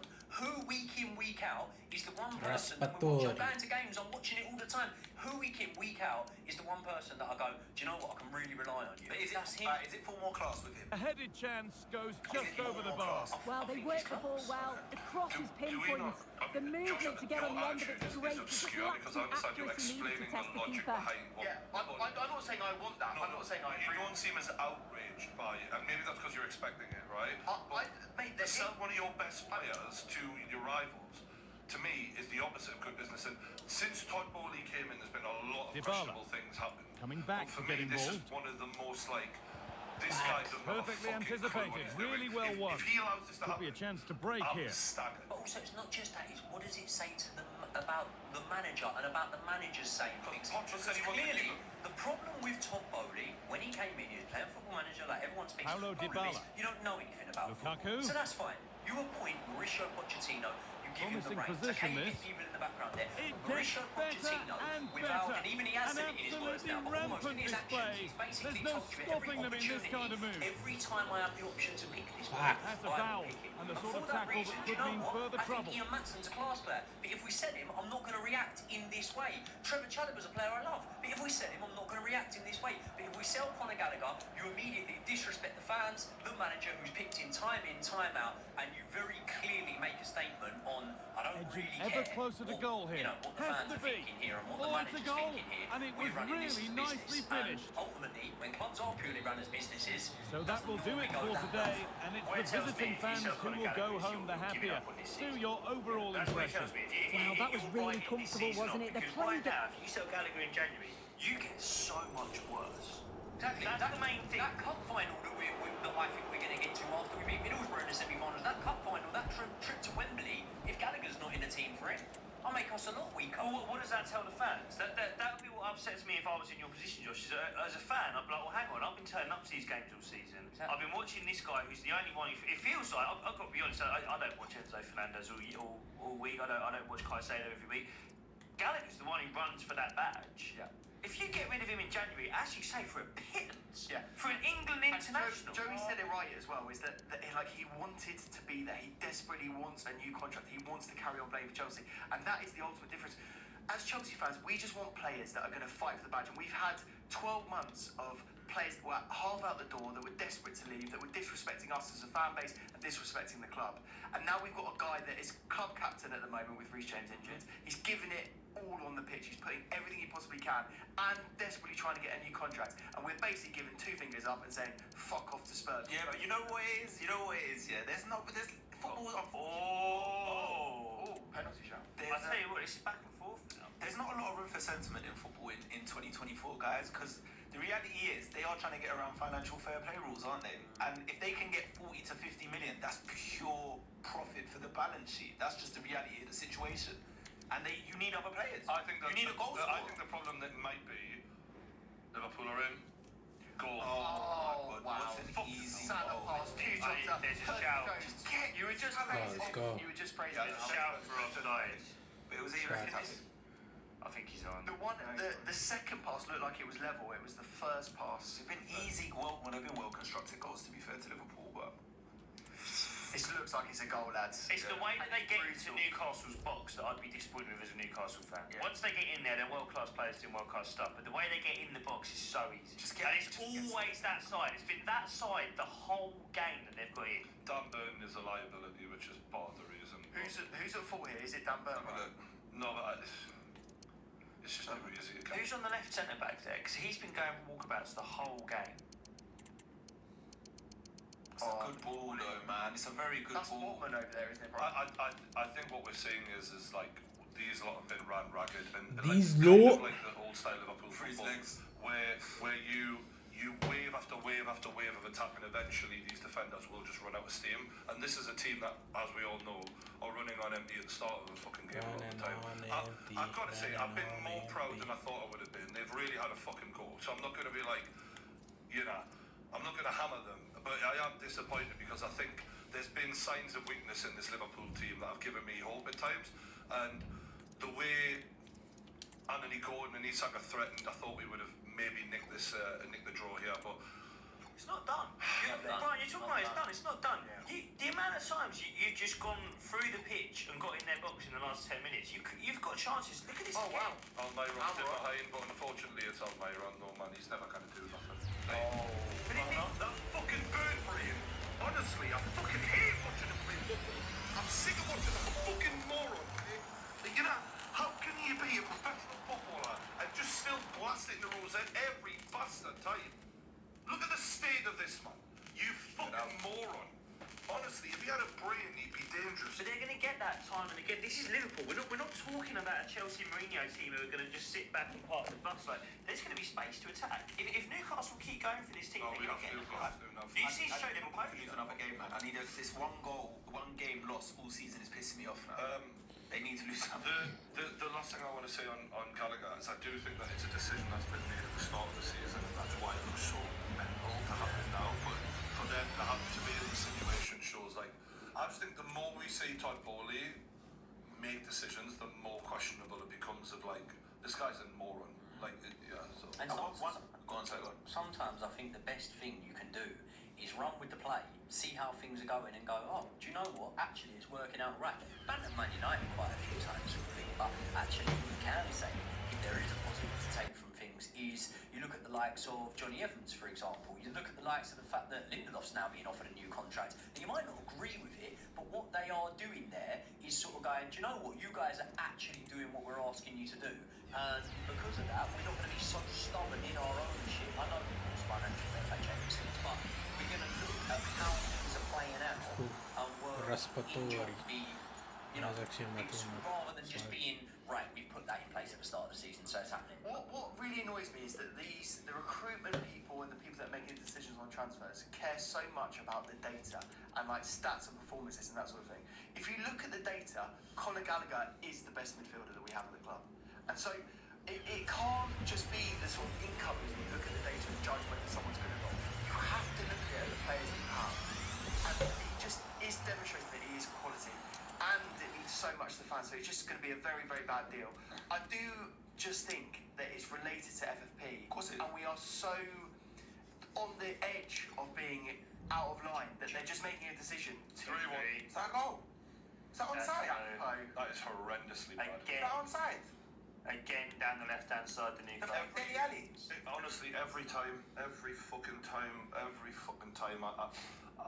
the weaknesses in our team are so glaring on that left-back side. Dan Burn has been exposed so badly. The right wing, I'm sick to death of watching Miggy Almiron play football. How on earth do we give him another contract, man? It's just fucking unbelievable. Can we just have another look at it? I mean, Botman again is like, it's a bad line when that ball goes out. I mean, Salah does so well to keep it in, but what we were talking about earlier, is there a shoulder this over? This pass though from Salah was ridiculous. It was close. Salah's been Is he onside? Salah's, it's almost like, Outside of the boot, yeah. mate, it's almost like Salah's When, mad. like, credit to Liverpool, man. They've absolutely destroyed us. And, you know, for a bit of decent goalkeeping and some terrible finishing from Liverpool, this would have been a massacre, really. But I'm watching Liverpool, and they struggle so much. You know how Arsenal have been struggling. They struggle a lot to really click on that final third. And the one who does it is Mo Salah every time. When Mo Salah leaves at the end of this season, we're all off the hook, lads. See this lot, because he is so integral to them. It's unbelievable. it's like you saw Pep say. We're in North London for this one. It's the Emirates Stadium. Guy Mowbray with you for commentary alongside Sue Smith. And hopefully we've got some goals and drama on the way. It's Arsenal and they take on Locomotive.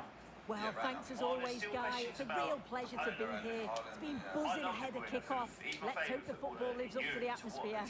Right now, mate, what Salah's done in this game. Yeah, Mo Salah.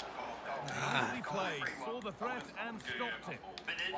Here's the lineup for Arsenal. Giovanni Di Lorenzo starts with Denzel Dumfries as fullbacks, and they decided for this one to play with two in attack. Here's the lineup for Locomotive. Bastian Schweinsteiger plays alongside Frank Rijkaard in central midfield, and they're playing with two strikers in attack. It might still happen. Fuck, what the hell? Párate, brinca, wey. Why did he jump? 1-0 then as we get started again. Speaking of Conor Gallagher, could I just make a plea on the camera for? And a good tackle results in a throw-in. What the fuck is Di Lorenzo. The best stadium in Europe. He's not going Domenico Berardi. Hold on.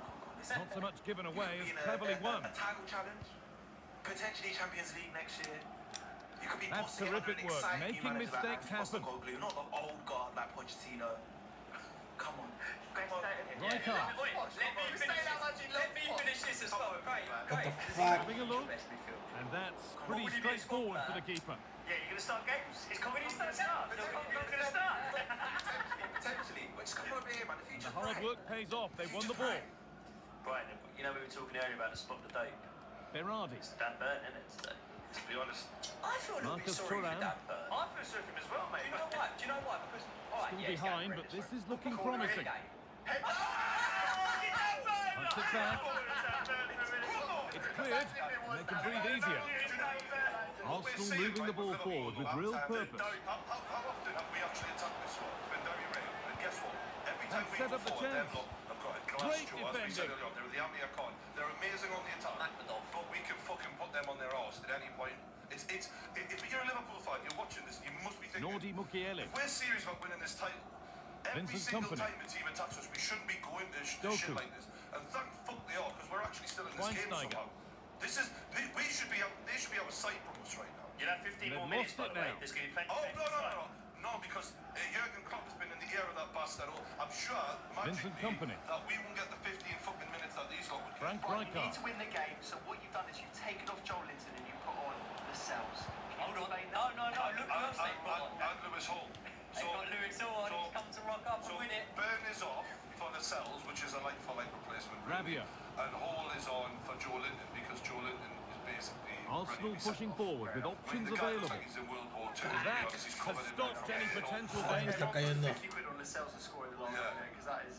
Do you know what it is though? Game on. I said I wanted a last Who minute the something, so I fuck? think Leao, what the hell? honestly, there'd be nothing that made me Calma, happy than seeing that madre. Miggy Almiron. smile. Miggy Almiron. Honestly. Slap 10 minutes on Berardi. the injury. Ahí está. El gol. Ah, fuck. Let's go. There's the Fuck yeah, fuck equaliser. yeah. It's all square again. I play with me, boy. Hold at some time. You've got to go for it, though. Mate. Well, Well, we can see it here again, and it's pinpoint delivery into the danger zone. And it's a good finish too, able to make good contact. And I'm not sure sorry, I got the Klopp wrong done much about that, to He's be another one, honest. he's just not pulling his fucking weight. 1 Look all at the then state as of we that, get John. started Look at the again. state of that. What's going on there? Cool. Well, relax. Get rid of long stuff. Long stuff should be the first out. Like, I can't be Oh, better that's in been this won anymore. really smartly. You won't have the Geordie heart of the team. I know, but like, mate, I'd rather have good players. But there you go.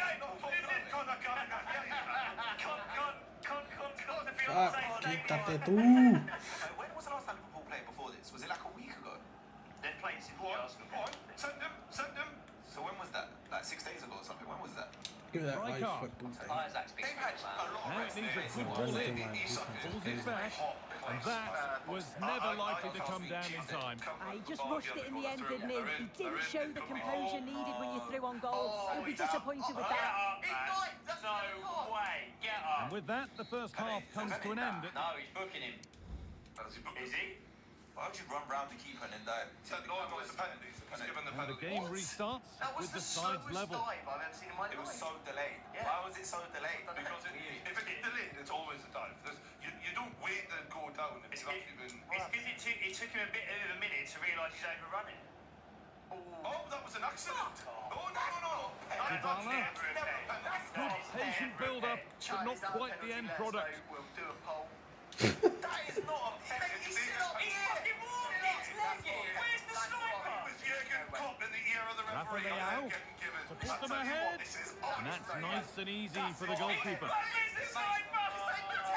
If there was contact made, he took Dumfries. 3 steps after. Yeah. If there was Let's count it. Let's count it. Wait, one. It's the elbow. It's the They elbow. can't go any further here. Offside.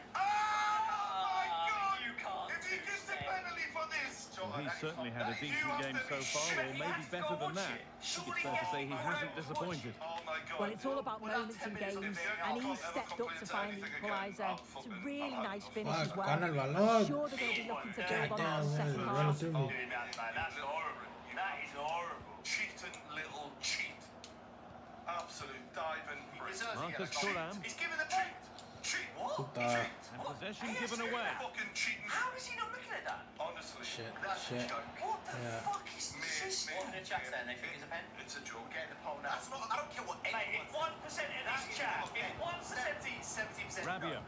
It's not. 30%. so who's 30? Marcus Who's Thuram. 30? Heads looking at, honestly. 30% of the chat are Liverpool fans then. Good patient build-up. This is a Now fucking for the finish. disgrace. And that is a terrific shot.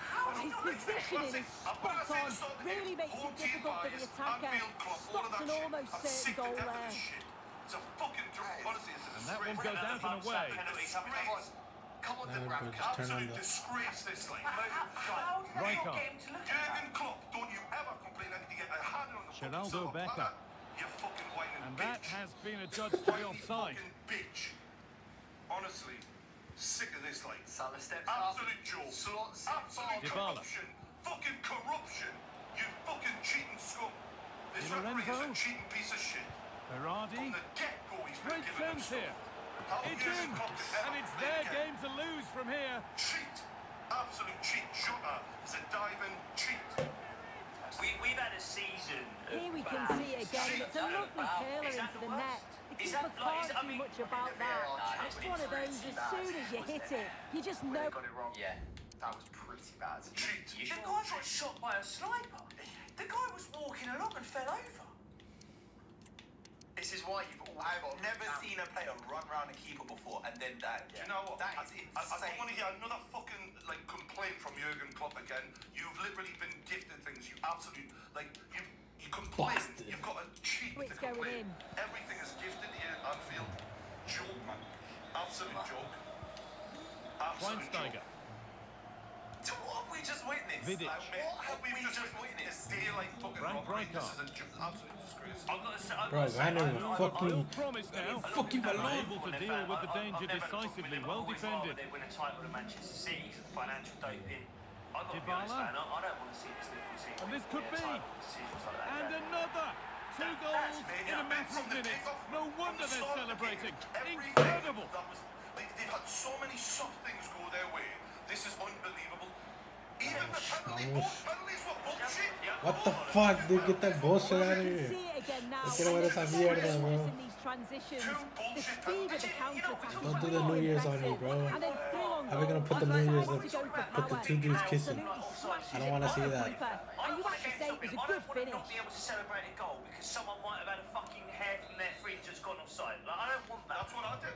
And away we go again at 3-1 now. VAR for is for when a ref has been tricked. Let's have it right. A ref has been tricked. I want it to be able to pull it back and can't play. I mean, they looked at it. Like VAR slowed it down. Oh, they've lost it. The attack is over. Wait, can I say something? Even if they consider the fact that his elbow may have hit the keeper, hit Joe, right? Joe, Breaking why at would pace, he rather this could be put it in an dangerous. empty net than that? Mate, Like, what the fuck is that? I don't Have you seen that fucking prick? He's actually And complaining it's on again. now. Honestly, Another Jurgen Klopp, goal you are a to put a fucking rubber disgrace stamp of a human. approval An on unbelievable everything manager, that they've but a shown piece us of today. shit of a human. Look at the state of this You did. Manjevic. You Honestly, fucking I'd like wanker. to smash that joint. You fucking prick. Hernandez. You fucking absolute cock. misfits in league. It's true Geordie And versus unable to retain possession. Mate, he's training. He's heard what Brian's saying. He's getting fit, Martinez. I'd shatter that fucking... Bro, se encontró callado. ¿Para qué lo vas a él? Great manager, piece of shit of a human. Like, Win that shit. Becca. absolute wankstein.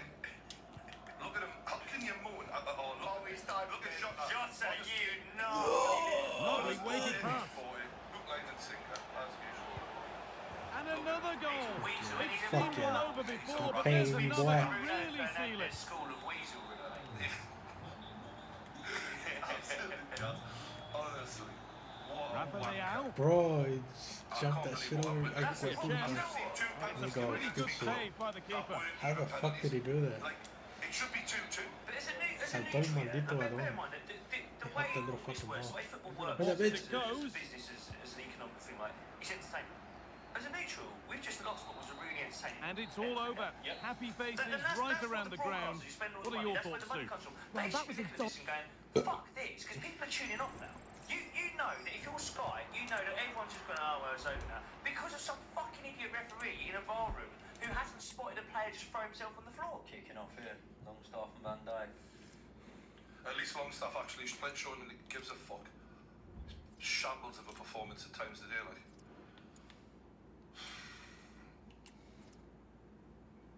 This referee, man, he really should hang his head in shame for this. The standard of refereeing here, it's actually unbelievably poor. Like, I never thought with all the technology and the advancements in the game that we would see this level of robbery committed on a team. Like, I thought like Liverpool had been the best team by a mile. No complaints. Hello, it's great to be with you, and I don't think anybody is going to complain, especially about the weather.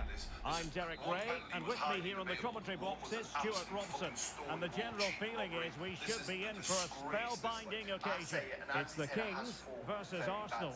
Well, Derek, when looking forward to this game, you can't help but notice there are some great matchups all over the pitch, particularly in those central areas. Whichever team wins more of those battles will win the game. Big games like this. But it's not just him. It's not just him. And a look at the lineup for the Kings.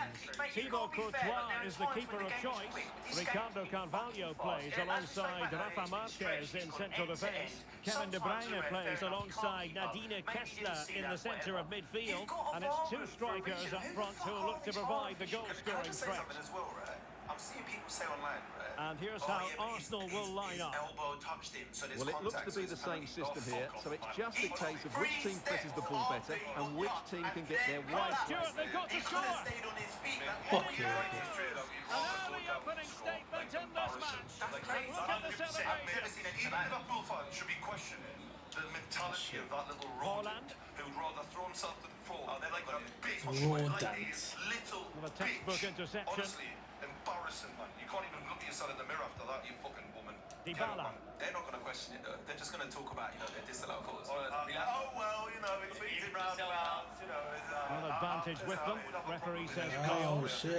Crossing possibilities. Bang that in the back of the net. Nicely timed tackle. Tell you what, looking at this Liverpool side today, man. Chelsea goes to Anfield in a couple of weeks. Luis we're off, but Alberto. I ain't that scared of it. Like, I mean, Thuram. notoriously, we always get drawn into it. Salah not be there. Just the challenge that was required. That's it. I look at this game, Punto, if Salah didn't play today, Mo it Salah. would have been a fucking different story for me. Excellent defending, but the chance is still on. And gobbled up with ease by the keeper. Different referee. If I'm a Liverpool fan, though, I am quite concerned about the next 5 weeks. I'm definitely Radio. concerned about next season. Berardi Because I look has at that it. front line. We've spoken Thuram. about how profligate Nunez has been in this game. Mate, Good use of advantage. The best thing he's done is turn down an opportunity to shoot to give it to someone else. Like, Jones has come on, Dumfries. done that. Arsenal you struggling to rated keep Diaz the ball. there, Yeah, I like Diaz. I like him a lot, but mate, Not you Mane, but- take Salah out that front line. There's nowhere Dybala. near enough quality. Could be threatening. There it is. 2 to the good now, and that gives them a buffer. Conversation. I'm not saying Coutinho. So back underway. What's the scoreline standing at 2-0? Time thinking, whoa, when you take Coutinho out of there, and then they went and won the league. So They really best well, didn't they? They do really best. But Coutinho's not And Salah. managed to cut it out. It's a good thing At the too. time, he was not as influential for them over a long span, but in the season just before he left, Salah. very important. Yeah, he was. Encouraging this from the Kings. I can't wait for him to leave and go south. He just gone, man. A fine reading of the What situation. happens in this summer? Do you think it? Well, he has to. He's Some little prick. prick. He's old now. You can't say like a woman. Yeah, that's it, bitch. I'll say what I want. De Bruyne. You've Puta. got to cash in. Puta. See footwork. Not just that. Grab from that. Salah's perspective, if you're And like that's a 32, corner. 33 and they're offering you Yeah, $1 million a week. Fuck, Good man. play and a chance for the the hell referee to Chamberlain go back in? and retrospectively hand out a And I'll tell yellow you what, card. if Liverpool do win the You league, swear, boy, Trent. mental to stay after that. I love One that. league tie. Here we go. Kevin De Bruyne with the crazy. corner. Salah's unreal. Good clearance. It's gone crazy. I can't help it. Fuck it, I've got no. De I think Bruyne. you should have passed that to me there. How many goals is Salah on now? Oh, good 22 defending to goals. stop a decent looking attack. He's got to be on 12, 13, 12? 12 before today, I think. Okay, 13. So he's on 14. 14. So he's with Haaland. Dybala. He's with Haaland now, isn't he? That Thuram. pass there from Gravenberch, by the way, I really like that play.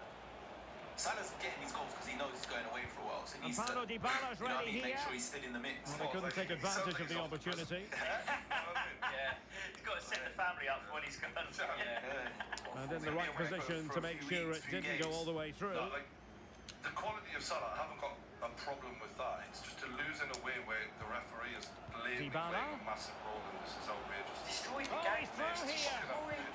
Puta. It was For the set to be last an line of interesting defense. game. Bullshit, no wonder. Hell no. Like the I don't first believe that penalty shit. was so debatable. ¿Quién está Like, ahí? Cross into the middle. Win that shit, boy. Making sure nothing came of it. Say, all right, I And think again, at some will point, he something's finish? not even, but it was Wonderful him. block. The second penalty is absolute outright cheating, and he took 3 steps after he was even. After there was contact, contact doesn't automatically Who can mean they it's a pick out? direct penalty. You've Could got still to be have enough dangerous. contact to result in stopping the lad from A being chance able to then finish for the move off. respective managers And to he clearly didn't feel confident in that scenario, and he opted to go down 3 steps later. That's cheating. The fact that VAR aren't even able to call that out and see that gives me no hope. Like, these lads have run their socks off for what's going to be 97 minutes at the end of this game. For what? Off and If you running can't again even as we rely on those reflect basics, upon an you eye-catching talk about first clear half and obvious. display from That Arsenal. is staggering that we're sitting there saying that that is a Mate, right the only decision that needs to be made there is what you do with the guy who died. Yeah. Like a yellow, but seriously, like, it should be Now, about this looks how promising hard from you the go with the guy Kings. who died, whether you give him a yellow or not. To even consider And keeping teammates that to play goal, it to. Nicely it cut just out. makes you think, like, they need to just strip it down and start again. Like, absolutely, they just get rid of all of it. I understand that Liverpool fans may be skewed in their thinking because it's gone for them. And support available. You have to watch it again. mate. Perfect challenge. There's no way that is a penalty. It was so outrageous. And I've got to say, from the get-go, everything that's going to come gana esa comes with mierda. us. And you see, eso there no should lo be an hizo. allowance, a time limit, for how often Jurgen Klopp can talk to these referees. He's been on to them like an old wife on the phone. Boulaye Do you know what I Dia. mean? He's been there. Every time the fucking camera goes on, probably talking to the referee. That can't be, Benacer. it's surely influencing In with a decisions here. chance. It's outrageous A how often he's goal! talking. That's And I was two there in for 7 him minutes. today.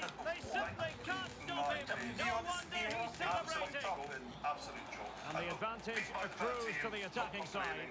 Salah's been absolutely outrageous. But Decent ultimately, progress with the ball at his feet. by a cheating referee. Larson. You should not be losing like that. That is a very fine challenge in Ay, difficult fue circumstances. puta. Fucked up. Oh, shit. You got done by It's Good. come off the Oh, my keeper. gosh. They got done by this same VAR establishment. And the danger is averted. Start again. It's ruining the A game chance for fans, perhaps. ruining the game for And still neutrals. danger here. And it's not competitive.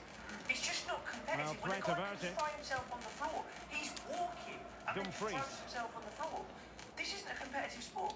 He's ran round the Dybala. and then dived. I've never seen Onto anything Thuram. like it.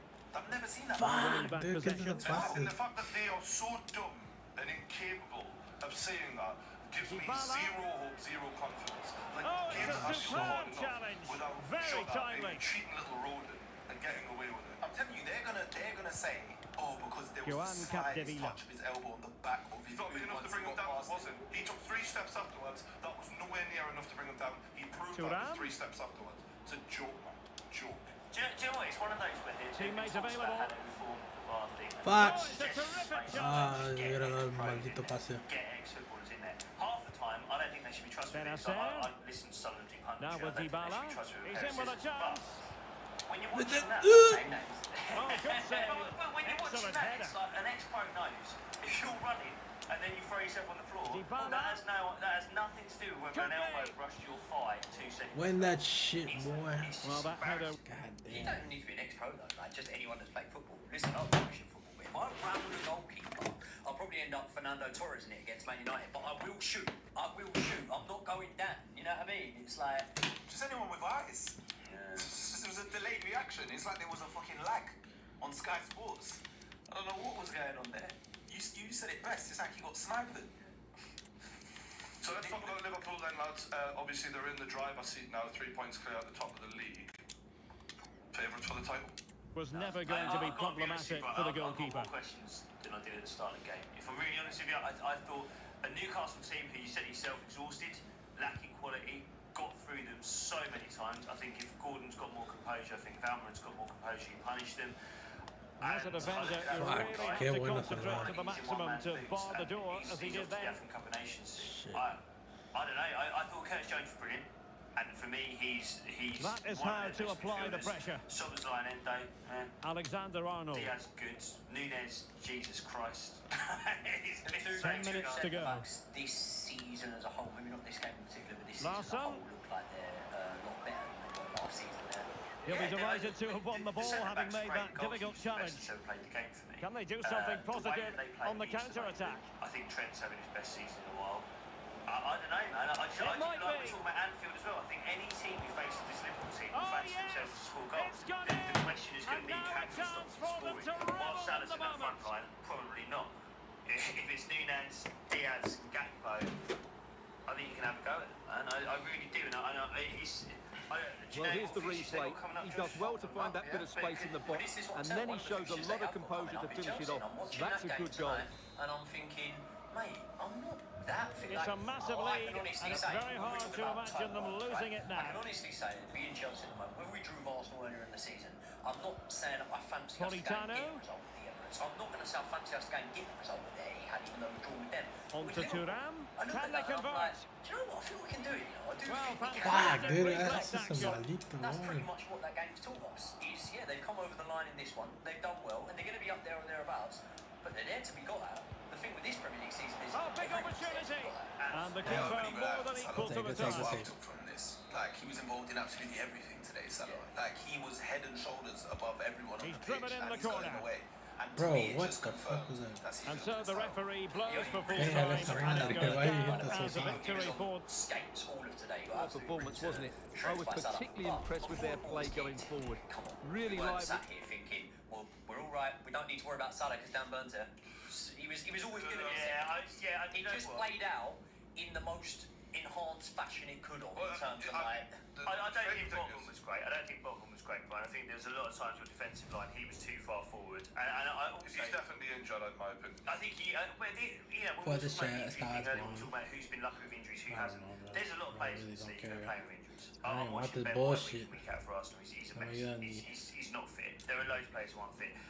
I think we were a bit hard on. I agree with you. I think we were hard on Dan Burn. We're saying spot the dope, mate.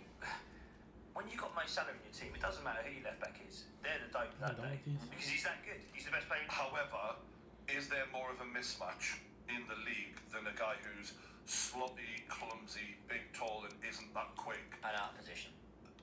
playing against Mo Salah? It was a match made in hell. However, I thought the outcome would have been worse. We were really in the game, and if it wasn't for this cheating fucking dive by Jota, and even the debatable first penalty, for Christ's sake, we might have actually snatched something out of this game, and that's where I'm left more frustrated. Look, I've got to give credit. I know I hate Jurgen Klopp, but the guy motivates those bastards to the bitter end, and he is a world-class manager.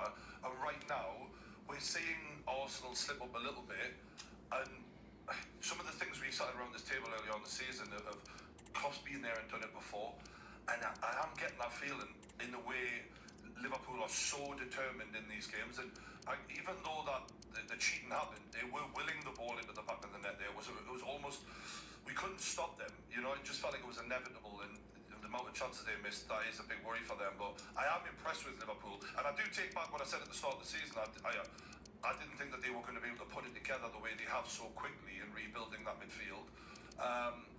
It was a hell of a performance from them. I just wish it didn't have to be in the way it was. Liverpool on 45 points now. Am I right to say, you know, last season, didn't Arsenal make it the second team ever, only the second team, to amass that amount of points by the 20-game mark? So I think Arsenal at 20-game mark last season were on 50 points, weren't they? Yeah, we were. So 5 points ahead of where Liverpool are now. So it's not inconceivable at all to think that Liverpool haven't run away with this at all, because they haven't. They haven't at all. They haven't at all. You see, you've got a game in hand. Got a game in hand. If they win a game and have 2 points behind, and they even clicked. This is what I'm telling you. None of these other teams, Arsenal have had their slip up now. We've seen it. Villa are on a fall, but I just don't know how they can keep it up. Liverpool have not convinced me today. Although they've only lost one game this season, that's one thing we can't. That's why it doesn't convince me, because I feel like losses are on the horizon at some point. I mean, if you look at their games coming up, so obviously they got the FA Cup against Arsenal, then you got the Carabao Cup semi-final against Fulham. In the Premier League, they got Bournemouth away, Fulham away, Chelsea at home, Arsenal away, Burnley at home, Brentford away. Those 4 games, after the 4 games, we'll know. The first 4 So the African Cup of Nations finishes on the 11th of February. So Salah could be missing for the Emirates. If Salah gets through to the final, he would be missing for the Emirates. Fuck yes. We can, mate. I'm watching them now. We can. Oh yeah, mate. I'm going to order an Egypt top right now, right? Seriously, mate. I'm looking as you are as a Chelsea fan. I'm looking at them and going, I'll have a go. I have to say, I know how important Salah is to them, but I just feel they have a way of grinding out results in a way that a champion winning team does. They get those results when you don't expect them to do it. They do it by hook or by crook, and that is the sort of the definition of champion. I have to say, that's why they do that though without Salah. Like if they don't slip without Salah, I'll be shocked, because he is magnificent, man. He's just unplayable. But it's what I was talking about earlier in terms of how you win leagues is world-class attacking talent. Like Salah was the difference today. Núñez saw chance after chance go missing. Like Diaz on the other side was decent, but we kept saying it. Every attack was coming down that side. It's what I was saying earlier. If Arsenal are really serious about like sitting at the top of this league and competing, you do have to look at Mbappe level talent, because Liverpool have got it, City have got it, and as Newcastle, if you boys want to be competing for this title soon, that's where you got to go. We're miles off because of the FFP, unfortunately. But I guess, you know, there are ways around that. You sell players. You mentioned earlier. They can't sell players. The value there. No, I'm not talking about January. I'm not talking about January. I'm talking about long term. I'm talking about over the next 1, 2, 3 years. When we're talking about clubs like Arsenal, like Newcastle, like Chelsea, for instance, and you're looking at how do you catch these super teams, these Liverpools and Cities, I think you're 100% right, Josh. It's the ability to grind out games. Who does that? World-class attacking talent. Like we've sat here and purred about Van Dijk today. He didn't win in that game.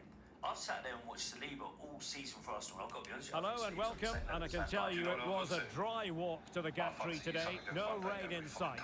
My name is Derek Ray, and sitting alongside me in the commentary position is the former Arsenal and West Ham midfield player Stuart Robson.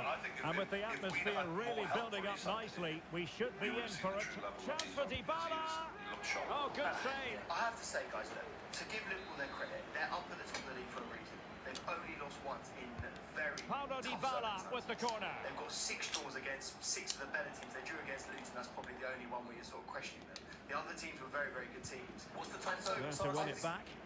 Yeah, I was waiting for that. What are the tough circumstances? But as in, that was a game that Wonderful chance. And there it is. The opening goal. The ideal City way are to dropping start. points stupidly against like Palace, for example. Like Arsenal have been dropping points a lot. Like to be fair, Liverpool mentally they're looking so strong, and I've got to put that down to Klopp. Like This there's a attack reason looks I hate highly promising. because he's fucking good. Do you know what I mean? Like Now he He's must favour annoying the with it, cross. but he is good. Like, Let's see what happens when And they a get good a few challenge injuries. to bring that Let's all attack have to that an end. discussion then, because they've had all their main players this season. They've Really. had Robertson injured. They've got a lot of injuries at centre back. Robertson's Matip's been the one, injured. yeah. Domenico potentially Berardi. played his last game for Liverpool. Like they've had a couple of injuries. McAllister didn't play Well, that today. takes the wind out of their sails. Great defending. You've got to try and be fair. Yeah, and they did Abraham. play in a swamp as well. That's hard. That's hard. You know what else for Newcastle, lads? I must admit, I can't remember like how many games it is now, but we are Got losing. one win in 8 The games. ball with Luis And all the Alberto. rest were losses, by the way, I think. Pretty much. Yeah. But tough Boulaye question. Dia. Tough question. Then, at what point do you look at the manager? Chance here. I will look at him now. Not I think really he's the crafted ideal his absolute clearance. balls off with these lads today. I just think the circumstances It's gone are so in. clear. Well, they're like really in anyone the mood watching here. it can Can they be understand it. stopped? Like, it's been a lot of times on my own team when I'm like, what's going on here? I got Like, why is it one like for this? you. But with Newcastle, you don't feel like that. Could any manager have achieved Dybala. more today than what Eddie Now, Howe did? Rabiot. I doubt it. Crossing possibilities. I mean, I'm going to play Now big delivering time that devil's deep advocate cross. here, to the point where I'm not even sure Corner what kick I'm about to say. forthcoming. I think Eric The delivery courtesy of Dybala. That was going in. It's offside, and perhaps he should have been a bit more alert. And maybe a little bit more aware in the box. He was just too static. Now, I know what you're going to say, which is you don't want to Sloppy see your in team possession do from No, football I piles. just don't even agree with that. I think they've got so much more of a squad than Boulaye we Dia. have. So the 11 on the day. Looking I'm for saying the 11 angle. on the day. the freshness of those legs can be more resolute than what He's we blocked can it. because they're able to rotate. And also, like, I don't know. I think Trying it's his a luck. fair point, but What a commitment to overall, defending. I think if you gave Ten Hag all that money at Newcastle, he would not. And ball as responsible well as for the Eddie corner Howe. He is would not Dybala. achieve Read what it Eddie Howe well, achieved. cleared it well. So we wouldn't have seen even the ability to have a goal like we did. I completely agree with you, mate. Going And well. over the course of the season, Foiling his opponent my club would be completely. Howe rather than Ten Hag. I do think what it raises questions about in terms of what Eddie Howe is doing. Domenico when you've got a Berardi. depleted squad who aren't Really accurate. getting stuck in. You went toe to toe with them today. And also, if it wasn't for two really bad penalty Mario. decisions, in my opinion, Just have we to get a make draw. sure they If don't we get a draw in caught a on the far more heroic counter-attack. way than being cowards Well, like they Ten couldn't Hag. quite use that break in the manner that they hoped. Chance, it could be 5. Well, it could have happened against Man United. Yeah, but- I guess Well, what I'm nothing trying to say, comes the of point it. I'm trying to get at, I completely agree with you. Over the course of a campaign, No, if you want someone to build a squad, you want Eddie Howe. If Now, you want sending good it in. football, you want Eddie Howe over Not Ten the best Hag. clearance. I guess That's one result. But the reason I make the Ten Hag comparison An with attack what they full of did promise. is looking at And a Newcastle for the next few goal! games He's and put it maybe for the away! rest of the season. A celebratory I don't moment! know if you've got the legs to do what Howe's asking those So players the to game do. continues, And I think you and might have to Arsenal change his cantering style. to We spoke victory about now. this when you were playing in Europe in the Champions League. He doesn't want to bunker down. He doesn't want to. Well, no, I think we he did wants that. to be. Yeah, we but did you that in the sprint. Champions League. And Why? quick thinking We defensively. did that against PSG away, and we should have had a win, if you remember, but we were robbed from what? A penalty. The referee Ironically, knew Mbappe that gives was the penalty foul more play, fucking but corruption. advantage it AC is. Milan, we got a draw against them. You don't want to give the ball away there. But should he do it more often? Is what I'm saying. Can he Should convert? does he need Grab to that what shit, this bro. squad has got, the legs they've got, the energy they've got left in the tank, and go, we want to play this way, we want to go back and forth with a team like Liverpool. And over comes the we don't corner. have the gas in the tank, we need to be a bit more conservative and start, mate, like we just said Rewarded about for that results. brilliant I high think if press. you would look at the way the game was And still scripted out, danger the way it here. played out, And a fine stop aside to from the way turn we the ball came out away. in the second half, towards the end of the first half, the game was turning and we were coming into it a bit Rabiot. more. At the second half, we let it sit. So 1 minute of stoppage time, that's what the officials have said. Punch up. And ironically, I felt at the time, like, you know And what, there it we're not is, the really half-time looking at whistle. getting outboxed here. We're actually starting to compete more. We're actually growing into the game more towards the end of the game. And for me, Off and running again as we reflect upon an eye-catching first half display from I felt Arsenal. like it was a fair 60-40 of them, like we were having a pop at it, and then that killed us. So I think Eddie handled the game quite well, management style. Dybala, it's there we for compete him. with them, and And energy it's level, two and skill for level, him but today. we A definitely need to manage masterful it better performance. overall. Like, The if defenders Eddie Howe had unable we need to better stop passers it. ball.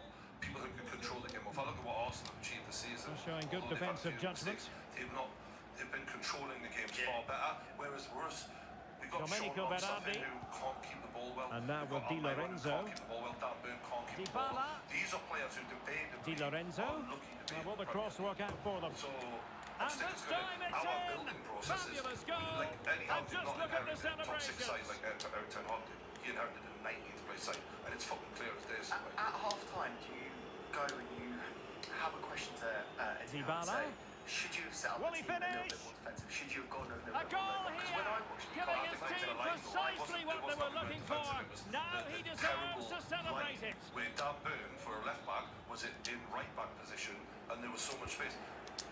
As a manager, you can only do so much, and sometimes individual errors from you.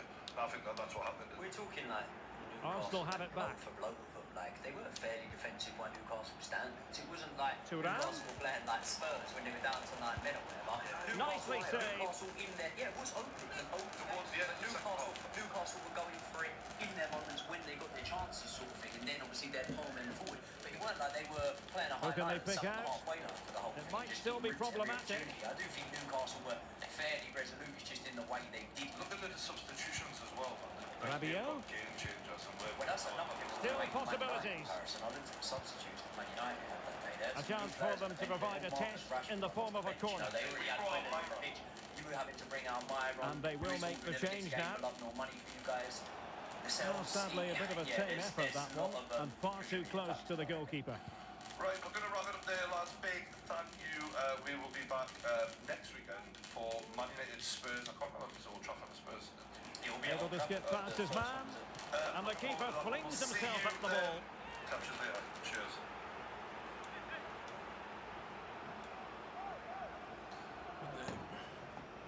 What do we? Oh, cambio. A retailer cambio. That was 45. Damn, esa una. No voy a dormir.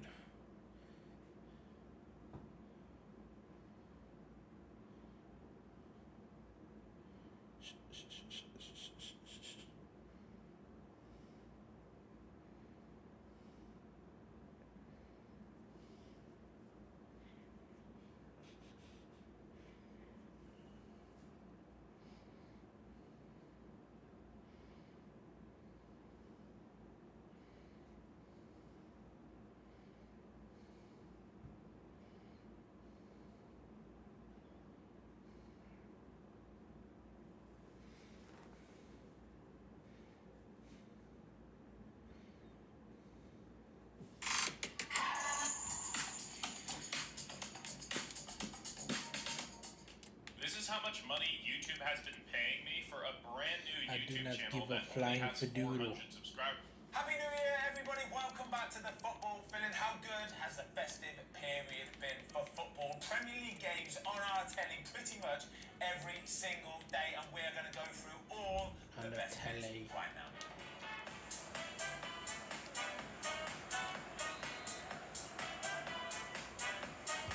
Can someone get on the end of this? Was it a great clearance? Keeping possession of the ball with authority. Mark, Dave, I hope 2024 is a belter for you guys. We're going to start with Manchester United, Mark. Into the final 20 minutes. Today you are. We've already done maybe room here for the counter-attack. Deflated, I can sense it. I'm trying to G him up. I'm trying to give him a bit more energy. Talk to me about the game yesterday, Nottingham Forest, a 2-1 loss from Manchester United. It was a bit rubbish, wasn't it? Well, these fans are starting to make their way to the exits here. The game is surely beyond them now. Saw us against Villa, we played really well for 45 minutes. Good technique display. Be the spark to get some consistency. Tammy Abraham. They just never have it, and it was Effective just, work from Arsenal to regain possession. Relate to it. You sit watching that Forest game, you can see first 10 minutes was like they're not at it. Yeah. You could tell they're not turned the tap on. I don't know why this happens, but they weren't at it. And then as the game went on, you just felt like West Ham the week before. That's a good-looking ball. Second half, Forest will break on us. Oh, that surely had to go in, but marvellous defending. Sort of go, oh, shit, we're losing. It's a corner. Get back to 1-1, bit lucky, and then you think The clearance wasn't decisive. And it ends up being Forest because they go and break again. And Benacer. I can't believe we've got such a Trying his collection of luck. players on so much Oh, money. good work to deny the And all you've got to do is opportunity. outfight them. And they don't know how to defend it, and they don't know how to score. What is the big problem with Manchester United? Well, they keep losing. The stats are telling us they've lost Teammates 9 available. out of the first 20 games, which for a club that expects to be It challenging. has gone over the touchline for what will be a That's throw-in. the Man United we've all grown up with from the Fergie Well, they've era. decided to make I a just think change. they're so disjointed. They don't look like they're going to certainly score lots of goals. Oh, that's a But really good run. defensively, yeah, well, Delivering it into the box. Every goalkeeper would expect to catch that one. Talking about it, I think we all come to the conclusion that, for me anyway, letting De Gea go were a massive mistake. But they're not getting the continuity in front of him. Politano. Centre-halves, obviously Varane and Evans yesterday. But Forest looked a threat every time. Now with Dybala. And when you're breaking And the keeper stretching to deny him. That is disjointed. It's going to be tough for you. And as I said, like, I don't think the goalie fills me with confidence that he's going to make loads And that is that. The referee blows his whistle for full time. Attacking play was excellent, full of energy and pace, and the midfield completely dominated the game. It was a great all-round continuity from back to front or front to back, and I think it's going to be a tough season for him. Then the trust's gone. You know, it's interesting what you mentioned about De Gea. I was told in the summer that when the way De Gea left, a lot of the senior players in the dressing room weren't happy with it. Not to the point that they were against Ten Hag, but they questioned it and was like, hold on a minute, De Gea last season, we built our season on the fact that you had De Gea, Martinez, Varane, Shaw, Casemiro, a unit that everyone trusted and built upon. And obviously, they had De Gea going in the evenings. That's just disappeared, and now you can see it. No one trusts the goalkeeper. You can't trust the defence because it's a different one every day. You got an 18-year-old who I thought was unlucky to get subbed off, or you got McTominay as holding midfielder. And the whole team's just, you look around and no one believes in each other, no one trusts each other, no one's got each other's back. It's just, you know, if the going gets tough, they bottle it. But you see tonight after the game, he's talking about getting players fit again in January, and but you can't be bouncing it down the road when you're Man United. No. You've got to have a squad capable, when you've got certain players missing, when you're a Man United player, you've got to come in, you've got to hit the ground running, and look, I think Nuno's a good manager. He's obviously got some momentum early doors at Forest for sure. But Man United have to be going and winning that game. Yeah. If they're going to get anywhere near the top four, and that's not being disrespectful to Forest, they were the better team over the period. They deserve to win the game for sure. We talk about goalies. I think if they've got a goalie who were of a Premier League standard, and it's not been overcritical of Matt Turner, I think they'd be in a much stronger position also. But United don't look like they're going to win that game. I think Steve Cooper would have won that game. I don't think it's anything to do with Nuno. I think Forest would have won that game. Fantastic wins for Forest, by the way. Newcastle away. That was very Manchester United, massive wins, really pulls them away from there. But quickly, sorry, I just want to go back to the David De Gea thing you said there a minute ago. And you're right, because you think that little unit that they had, like Martinez, Casemiro, Varane, De Gea, is not it works, doesn't it? And then when a club like United offer him a contract and then withdraw the contract, you've got to remember David De Gea's all their mates. Yeah. And if somebody treats your mate like that, it hurts. It did. It definitely did. It definitely did. There was stuff going around last summer that it wasn't like we're against Ten Hag. It was more like, why has he done that? Yeah, that's not on that. That's not on. That hurts. That sort of leaves a mark. And you think you treated him like shit there. I don't agree with that. I don't like that. And I think if you look at the way United defended at the minute, let's look at the Aston Villa game the other day. The first goal, for example, Leon Bailey standing by Anana, and even then, I don't think it has much of muchness. I don't think that as a goalkeeper, it don't really bother you too much, does it? That somebody's at you like, it's fine. It doesn't affect what I'm going to do anyway. But when the ball is just about to get whipped in, I look at that Man United defensive line and I look at the goalie and I think the goalie's basically stood under his crossbar. You've got the line is kind of, you can just see him wanting to drop, can't you? You can just see him. You can just see him just waiting to drop, and I'm thinking, if this is a good delivery here, this is carnage, absolute carnage. Anybody can get the first touch, anybody can get flick. And the way that it goes, the goalie doesn't want to come through one little bit. Nobody really wants to stick a head on it from fear of it just going straight into the back of the net, and the ball just ends up going in the back. And everybody, I'm just looking at thinking, somebody take charge here, please, somebody take charge. There are a bunch of individuals, and the funny thing is, last year, and loads of United fans will resonate with this, last year, someone made a tackle, high fives, fist pumps, chests, hugs. They were a real collective unit. You don't see that anymore. You can see Varane, you can see Evans, you can see the keeper. There's not a relationship. Well, he got a little bit lucky early in the game yesterday, didn't he, Varane, when he sticks away out. But like normally the goalie would be up to him there, like, you know, it's all right. Well, you know, but it just looked like, oh, he's left, he's made a mistake, we've got away. There was nothing within it, and I think that's a problem when you don't see that real team. And I think you've got to look at Ten Hag for that. You know, he's only got himself to blame. He's broke it up. Yeah. You know, the Mason Mount signing, he's made that signing. You know, the Anthony signing, he's made that signing. There's a lot of problems at United, but unfortunately, you can't not level some of it at the manager. Before we move on, I'm going to talk about Man City in a minute. Watto, as a goalie coach, I want to... Matt Turner, the mistake that he makes for the goal, okay? I see a lot of goalies nowadays trying to play ball out on the back, and I'm thinking, whoa, that's asking for trouble. That is close to the bone, that, right? Is that a Matt Turner thing? Is he trying to do that, or is that the manager saying, you play when you can, and sometimes I need you to take risks and do that? How does that work? Well, look, normally the goalie in that situation through the week's training will have been told, we're going to trust you, we're going to play. But ultimately, at that point, you're virtually on 80 minutes. Yeah. You're winning 1-0. You've had a pass back from the centre halves, and if you're being really critical, neither of them really split to give you an option to go wide. But the one pass that we all know is danger, that Man United are waiting for, is the one between the lines. Right? And he's already on his way, Garnacho. Yeah. He sees he's going to play it because the two centre halves have not gone wide for him. And as soon as the ball